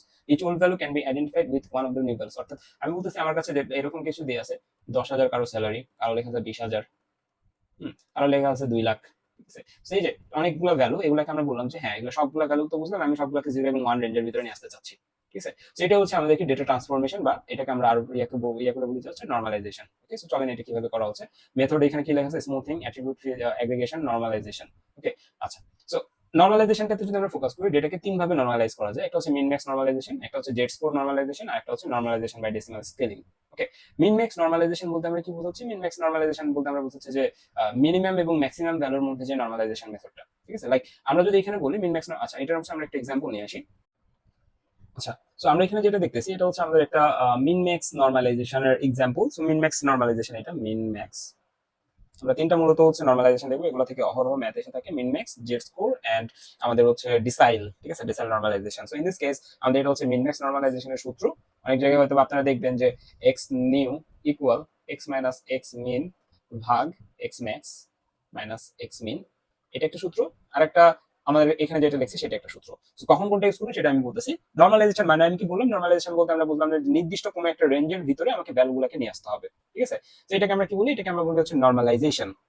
So normalisation আবার কিভাবে কি কাজ করতে পারে, লাইক আমাদের জেনারেলি যেটা হয় সেটা হচ্ছে আমাদের নর্মালাইজেশনের রেঞ্জটা থাকে 0 to 1 এর ভিতরে, ঠিক আছে? 0 থেকে 1 এর ভিতরে যদি রেঞ্জ থাকে তাও আপনি এটা ইউজ করতে পারেন। এখানে তখন ওই 0 1 ভ্যালুগুলো বসাই দিতে হবে জায়গার মতো, কোন জায়গায় কি বসবে দেখাচ্ছি, অথবা 0 to 1 এর মধ্যে থাকলে এটা করতে পারেন। আর যদি এরকম বলে পরীক্ষায় যে নর্মালাইজেশন 0 to 1 এর ভিতরে হবে না, নর্মালাইজেশন হবে হচ্ছে 0 to 10 এর ভিতরে, অর্থাৎ আপনি যত বড় ভ্যালুই থাকুক সেটাকে 0 থেকে 10 এর ভিতরে রিপ্রেজেন্ট করতে হবে। তো তখন হচ্ছে আমাদের এই সূত্রটা বেশি কার্যকর। ওকে, তো চলেন আমরা হচ্ছে এটার এক্সাম্পল দেখি। সো ফার্স্ট অফ অল আমরা এখানে এই -1 to 1 এর এটার আগে আমরা ধরে নিচ্ছি, আমরা বললাম যে আমাদের এই যে কিছু মার্কস আছে, মার্কস গুলোকে 0 to 1 এর ভিতরে কনভার্ট করতে। ওকে, 0 to 1 এর ভিতরে কনভার্ট করতে, এখানে আমাদের 40 50 70 90 এগুলাকে আমরা কি বলছি, 0 to 1 এর ভিতরে কনভার্ট করতে। সো ইন দিস কেস আপনার এখানে নতুন নিউ মিনিমাম ভ্যালু কত এবং নিউ ম্যাক্সিমাম ভ্যালু কত, দেখেন 0 to 1 এর কথা যদি চিন্তা করি, এখানে মিনিমাম ভ্যালু কত, মিনিমাম ভ্যালু হচ্ছে এ, এর মান হচ্ছে কত হবে, 0 হবে, এবং ম্যাক্সিমাম কত 1, সো এটার মান হবে হচ্ছে 1। সো আপনি যদি এখানে এর মান 0 বসান তাহলে এটা 0 হয়ে গেল, তাই না, 0। এবং এখানে যদি আপনি 1 বসান, বি মাইনাস 1, অর্থাৎ বি এর মান কত, বি এর মান হচ্ছে 1, এর মান কত 0, 1 মাইনাস 0 মান কত 1, তাহলে 1 ইনটু এটা থাকা মানে সেম। অর্থাৎ এখানে যখন আপনি 0 1 নরমালাইজেশন করবেন, 0 1 নরমালাইজেশনের ক্ষেত্রে এটা না লিখলেও বা এই একটা সূত্র মনে রাখলে কিন্তু হয়ে যাচ্ছে। ওকে, সো তখন হচ্ছে x মাইনাস x মিন, এখানে x বলতে আমরা কি বোঝাচ্ছি, x বলতে আমরা বোঝাচ্ছি হচ্ছে আমাদের যে ডেটা, যে ডেটাটাকে আমরা নরমালাইজ করব। এখন আমাদের এই সূত্র দিয়ে x ইকুয়াল 40 এর জন্য একবার করতে হবে, x ইকুয়াল 50 এর জন্য একবার, x ইকুয়াল 70 এর জন্য একবার, x ইকুয়াল 90 এর জন্য একবার। সূত্রটা আমরা এইটাই না, কারণ এটা -1 থেকে +1 দিয়ে আছে, বাট আমরা ক্যালকুলেট করব 0 to 1 এর জন্য, তারপর এটা দিকে যাচ্ছে। সো ইন দিস কেস আমাদের এর মান 0, এগুলো যদি আমরা স্কিপ করি তাহলে x নিউ ইকুয়াল, তাহলে আমাদের কত হবে, এই যে এখানে যদি আমরা বসাই x মাইনাস x মিন, x এর মান কত, x এর মান হচ্ছে 40, তাই না? x এর মান কত, x এর মান হচ্ছে 40, এখন এক্স মিন বলতে আমরা কি বোঝাচ্ছি? এক্স মিন বলতে বোঝাচ্ছি এই যে ডেটা সেটটা আছে, এই ডেটা সেটের সবচেয়ে মিনিমাম ভ্যালু কত? এই ডেটা সেটের সবচেয়ে মিনিমাম ভ্যালু হচ্ছে 40, সেই 40টা আমরা দিচ্ছি ভাগ এক্স ম্যাক্স, এই ডেটা সেটের ম্যাক্সিমাম ভ্যালু কত? এই ডেটা সেটের ম্যাক্সিমাম ভ্যালু হচ্ছে 90 মাইনাস এক্স মিন কত? এক্স মিন হচ্ছে 40, 40 তার মানে 40 মাইনাস 40 মানে 0, 0 ভাগ 90 মাইনাস 40 মানে হচ্ছে 50, 0 ভাগ 50 মানে হচ্ছে আমাদের কত? 0। এটাতে কোনো সমস্যা নেই, তার মানে আমাদের এক্স নিয়ে প্রথম ভ্যালুটা কত আসলো? 0 আসলো, অর্থাৎ 40 কে আমরা আমাদের ডেটা সেটে 0 দ্বারা রিপ্রেজেন্ট করতেছি। আমাকে যদি এখন বলে সেকেন্ড ভ্যালুটা কি হচ্ছে ডেটা সেটে দেখানোর জন্য, তাহলে আমরা কি করবো? সেম প্রসিডিউর আগাবো। সেকেন্ড ভ্যালু এক্স এর মান কত? এক্স এর মান হচ্ছে 50, আমাদের এই ডেটা সেটে মিনিমাম কত? 40, 50 মাইনাস 40 এক্স ম্যাক্স, এই ডেটা সেটে ম্যাক্স কত? 90, এটাতে মিন হচ্ছে 40, সো 10 ভাগ 50, সো 1/5, সো 1/5 এটা কিন্তু 0 থেকে কিসের ভিতরে? 0 থেকে ওই ইয়ার ভিতরে আপনার হচ্ছে 1 এর ভিতরের একটা মান, ঠিক আছে? সো 0 টু 1 বললে আপনি সেম এইভাবে কাজ করবেন, বাট এখানে আপনি কি বলছেন? -1 থেকে 1 এর ভিতরে রিপ্রেজেন্ট করতে। সো দ্যাট আমরা কি করলাম? আমরা হচ্ছে a এর মান তাহলে কত হবে? -1, b এর মান হবে +1, কারণ কি a হচ্ছে নিউ মিনিমাম ভ্যালু, ঠিক আছে? আপনার প্রিভিয়াসটা থেকে এখন আপনাকে বলছে -1 টু 1 করতে। So in this case a এর মান হবে -1, b এর মান হবে হচ্ছে +1। সো a এর মান হবে -1, b এর মান +1 দিয়ে আপনি এখানে কি করলেন? আপনার এই যে সূত্রতে সবকিছু বসাবেন x নিউ, এই যে প্রথমে ছিল কি a এর মান -1 প্লাস 40 মাইনাস 40 কই থেকে আসছে? 40 মাইনাস 40 আপনি কার জন্য বের করতেছেন? x, x এর মান কত? 40, এই জন্য এখানে 40 আসছে। x মাইনাস x মিন, আপনার ডেটা সেটে মিনিমাম কে? 40, সো এখানে আপনার কত আসছে? 40 আসছে, ঠিক আছে? এই জন্য দুইটা 40 ইনটু 2, 2 আসলো কই থেকে? 2 আসলো হচ্ছে b, এই যে b minus a, b minus a ছিল, b এর মান দিবেন 1 মাইনাস a এর মান হচ্ছে -1, মাইনাস মাইনাস প্লাস 1 প্লাস 1 হচ্ছে 2, ওকে? এবং নিচে 50 কই থেকে আসলো ভাই? 50 আসলো হচ্ছে এই সূত্রতে x minus x max minus x মিন, এটাকে তারা সিম্পলিফাই করে নিছে। x ম্যাক্স হচ্ছে 90, 90 মাইনাস 40, x মিন হচ্ছে 40, তো এই 50, ঠিক আছে? বারবার এটা থেকে এবারে 50 লিখছে, এভাবে করলে তারা পায় হচ্ছে প্রথমটার জন্য -1, এরপরটার জন্য সেম ভাবে ক্যালকুলেট করে পায় -0.60, তারপর পায় 0.20, তারপরে পায় হচ্ছে 1। সো দেখছেন যে আপনার পুরো ডেটা সেটটাকে তারা -1 থেকে 1 এর ভিতরে রিপ্রেজেন্ট করে ফেলতেছে, ওকে? সো এটা হচ্ছে আমাদের মিন ম্যাক্স নরমালাইজেশন। এরপরে আমাদের আসছে হচ্ছে z score normalization. So z score নরমালাইজেশনের সূত্র হচ্ছে z equal x minus standard x minus আমাদের মিন অফ দ্য ডেটা আর হচ্ছে স্ট্যান্ডার্ড ডেভিয়েশন দ্বারা ভাগ করতে হয়, ওকে? সো আমাদের এরকম ক্ষেত্রে আমাদের যে ডেটা সেটটা দেয়া থাকবে সেই ডেটা সেটের মিন আমরা বের করব প্রথমে, মিন অর্থাৎ সবগুলোকে যোগ করে ভাগ করে দিব, এরপর স্ট্যান্ডার্ড ডেভিয়েশনটা বের করব, ওকে? স্ট্যান্ডার্ড ডেভিয়েশনের সূত্র আমাদের সবার মনে থাকার কথা। স্ট্যান্ডার্ড ডেভিয়েশনের সূত্র অনুযায়ী আমরা স্ট্যান্ডার্ড ডেভিয়েশনটাকে বের করলাম, ওকে? আমরা এখন মিন জানি, আমরা এখন স্ট্যান্ডার্ড ডেভিয়েশন জানি। এখন আমাদের সূত্র ফেলাবো। সূত্র কি? এই সূত্র আমরা x ইকুয়াল 40 এর জন্য একবার ফেলবো, 50 এর জন্য একবার, এভাবে করে 60 এর জন্য একবার, 70 এর জন্য একবার, 90 এর জন্য একবার। সো দুইটা এখানে করা আছে, সো দুইটা দেখি চলেন। আমরা যখন এখানে দুইটা জানতেছি মিউ এন্ড হচ্ছে sigma, so in this case আমাদের জেড ইকুয়াল, আমাদের সূত্র কি ছিল? জেড ইকুয়াল ছিল এক্স মাইনাস কি আমাদের মিউ ভাগ আমাদের ছিল হচ্ছে sigma. So x minus mu হচ্ছে এক্স হচ্ছে কত? 40, 40 মাইনাস সিগমা হচ্ছে আমাদের মিউ হচ্ছে এই সব ক্যালকুলেশন করে এখানে -1.17। জেড ইকুয়াল এক্স ইকুয়াল 50 এর জন্য তখন জাস্ট এই যে এখানে 50টা চেঞ্জ হচ্ছে, তো এক্স এর মানটা চেঞ্জ হচ্ছে, বাকি কিন্তু সবকিছু সেম, ওকে? এভাবে -0.65। সো এইভাবে করে আপনি জেড স্কয়ার নরমালাইজেশনও করতে পারেন, যেখানে হচ্ছে আপনার পুরো ডেটা সেটটাকে আপনি কনভার্ট করে ফেলতেছেন। এরপরে আমাদের আসে হচ্ছে ডেসাইল, আমাদের হচ্ছে স্কেলিং, ডেসাইল নরমালাইজেশন। ডেসাইল স্কেলিং আমরা কি করি? সবগুলাকে আমরা হচ্ছে 0 টু 1 এর ভিতরে নিয়ে আসি, বা যত বড়ই ভ্যালু হোক না কেন, কিন্তু এটাকে হচ্ছে ডেসাইল নিয়মে নিয়ে আসি। অর্থাৎ এখানকার সূত্র খুবই simple, x new equal x ভাগ 10 to the power j, j এর মান কত হবে এটা আমাদের নির্ধারণ করতে হয়। লাইক এখানে ডেটা সেট কি আছে? 40, 50 এন্ড 40, 50, 70, 90। এই ডেটা সেটের মধ্যে সবচেয়ে বড় কোন সংখ্যাটা এটা দেখতে হবে। এই ডেটা সেটের মধ্যে সবচেয়ে বড় হচ্ছে 90, 90 এর ক্ষেত্রে আমাকে দেখতে হবে যে 90 এর নিকটস্থ কে আছে, ঠিক আছে? টু মেক 90 লেস দ্যান 1, 90 কে যদি একের থেকে নিচে নিয়ে আসা, আমাদের প্রথম স্টেপ হচ্ছে ম্যাক্সিমাম নাম্বারটাকে খুঁজে বের করা। সেকেন্ড স্টেপ হচ্ছে এটাকে কত দ্বারা ভাগ করলে আমার সংখ্যাটা একের নিচে চলে যাবে। আমরা জানি এটাকে 100 দ্বারা ভাগ করলে আমাদের রেজাল্ট আসবে 0.9, অর্থাৎ একের নিচে। তো আমরা কি করবো? 100 দ্বারা ভাগ করবো। এই যে 100, এই 100 মানে আমাদের কি 10 স্কয়ার না? এর সাথে যে দুইটা সংখ্যা আছে তাহলে এখানে 10 স্কয়ার। সো আমাদের সূত্রটা তাহলে দাঁড়াবে এই ডেটা সেটের জন্য 10 স্কয়ার, ওকে? অর্থাৎ আমরা যখন এখানে 40 এর জন্য ক্যালকুলেট করব, 40 এর জন্য ক্যালকুলেট করার সময় x এর মান হচ্ছে 40 ভাগ 10 স্কয়ার, অর্থাৎ 0.4। আমরা যখন 50 এর জন্য করব 0.5, 60 এর জন্য 0.6, ওকে? সেম ভাবে আমাদের জিনিসটা আগাবে, এই যে 0.4, 5, 7, 9, ওকে? বাট এখানে একটা কাহিনী হচ্ছে যে এরকম যদি দেখি 40, 50, 70, 9000, ইন দিস কেস আমরা কত দ্বারা ভাগ করব? ম্যাক্সিমাম কে 9000, 9000 কে কত দ্বারা ভাগ করলে আমরা 10 এর নিচে, একের নিচে নিয়ে যেতে পারবো? 10000 দ্বারা, তাই না? সো এখানে সংখ্যা কয়টা? সংখ্যা হচ্ছে আমাদের 0 কয়টা? 4টা, so 10 to the power 4। So আমরা কি করব? x বাই 10 টু দি পাওয়ার 4 তখন হয়ে যাবে। প্রত্যেকটা সংখ্যাকে 10 টু দি পাওয়ার 4 দ্বারা ভাগ করলে আমরা যে নাম্বারটা পাবো সেটা হচ্ছে আমরা এখানকার normalization score for each and every কি ডেটা স্যাম্পল বা মার্কস, ওকে? সো এই হচ্ছে আমাদের নরমালাইজেশন। নরমালাইজেশনের তিনটা টেকনিক আমরা শিখলাম, তিনটা টেকনিক খুবই ইজি, এখান থেকে মার্কস অবটেইন করা খুবই ইজি। বাট এখন আমরা যেটা দেখবো সেটা হচ্ছে এখানে বেশ কয়েকটা সিনারিও দিয়ে আছে, সিনারিওগুলো আপনাদের জন্য হোম টাস্ক থাকলো, এগুলো একটু সলভ করবেন, সলভ করে আপনারা আমাকে কমেন্ট করে জানাতে পারেন। বাট আমরা এখন সবচেয়ে ইম্পর্টেন্ট প্রশ্নটা দেখবো, সেটা হচ্ছে যে কখন আমরা কি করতেছি, যে মিসিং ভ্যালু থাকলে কি করতেছি। মিসিং ভ্যালু থাকলে কখনো ইগনোর টাপল করতেছি, কখনো মিন মোড ইম্পিউটেশন করতেছি, মিন মোড দ্বারা রিপ্লেস করে দিচ্ছি, ক্লাস কন্ডিশন মিন করতেছি, কখনো কখনো বায়াসিয়ান ইনফারেন্স, এটা আমাদের না, এটা বায়াসিয়ান ইনফারেন্স বলতে মোস্ট প্রবাবল ভ্যালু দ্বারা আমরা কি করতেছি? রিপ্লেস করতেছি। নয়েজি ডেটার ক্ষেত্রে আমরা কি করতেছি, বিনিং করতেছি রিগ্রেশন ক্লাস্টারিং। ইনকনসিস্টেন্টের ক্ষেত্রে আমরা কি করতেছি, ইনকনসিস্টেন্টের ক্ষেত্রে আমরা হচ্ছে external reference validation, knowledge rules, manual correction এগুলো দ্বারা রিপ্লেস করতেছি। আচ্ছা, এখানে একটা কাহিনী আছে, কাহিনীটা একটু দেখে যাই, তখন মনে ছিল না। সেটা হচ্ছে এই যে স্মুথিং বাই মিন দেখছিলাম, স্মুথিং বাই বাউন্ডারি দেখছিলাম, এখানে আরেকটা থাকে, সেটা হচ্ছে স্মুথিং বাই কি, স্মুথিং বাই হচ্ছে যে আমাদের smoothing smoothing by median. Median value দ্বারা আমাদের অনেক সময় স্মুথ করা লাগতে পারে, মাঝখানে যে ভ্যালুটা থাকে সেটা দ্বারা। সো এখান থেকে আপনার স্মুথিং বাই মিডিয়ান দিলে আপনার কি আসতে পারে, স্মুথিং বাই মিডিয়ান দিলে লাইক এটার ক্ষেত্রে আমাদের মিডিয়ান কি 12, সো আপনি এখানে 12 দ্বারা সবগুলোকে রিপ্লেস করে দিতে পারেন। ওকে, সো এটাই, নাথিং এলস। ওকে, সো চলেন সামনের দিকে আবার ব্যাক করি আমরা। এখানে ইনকনসিস্টেন্ট ডেটা, ডেটা ইন্টিগ্রেশন সবকিছু এখানে লেখা আছে, এটা একটু দেখে নেবেন। বাট ইম্পর্টেন্ট পোর্শন হচ্ছে এটা যে কখন আপনারা কোন টেকনিকটাকে ইউজ করবেন। লাইক মিসিং ভ্যালু যদি 5% এর থেকে কম হয় তখন আপনারা ইগনোর টাপল করতে পারেন। হ্যাঁ, ইগনোর টাপল করতে পারেন। লাইক আপনার ডেটা সেট আছে 1000টা, 1000টা ডেটার মধ্যে আপনার দেখা যাচ্ছে 40টা ডেটাতে সমস্যা আছে, মিসিং ভ্যালু আছে জাস্ট 40টাতে। সো ইন দিস কেস আপনি ইগনোর করতে পারেন। নিউমেরিক ডেটা এবং হচ্ছে যদি লার্জ মিসিং পোর্শন হয়, দেখা যাচ্ছে 5 এর বেশি বা 10% এর বেশি হয়, তখন হচ্ছে আমরা পাস কন্ডিশন মিন আর রিগ্রেশন ইমপ্লিকেশন করব। ওকে, সো এখানে সবকিছু লেখা আছে কখন কি করবেন। আশা করি এগুলো আপনারা বুঝতে পারবেন। হ্যাঁ, যে কখন কোনটা ইউজ করতে হবে, এবং কোশ্চেনগুলো কিন্তু এই ক্যাটাগরিগুলো থেকে আসবে। দেখে আমি যদি কোনো কোশ্চেন সলভ করে দেওয়া যায় তাহলে আমি করে দেওয়ার চেষ্টা করবো। তো দেখা হচ্ছে পরবর্তী ক্লাসে। আল্লাহ হাফেজ।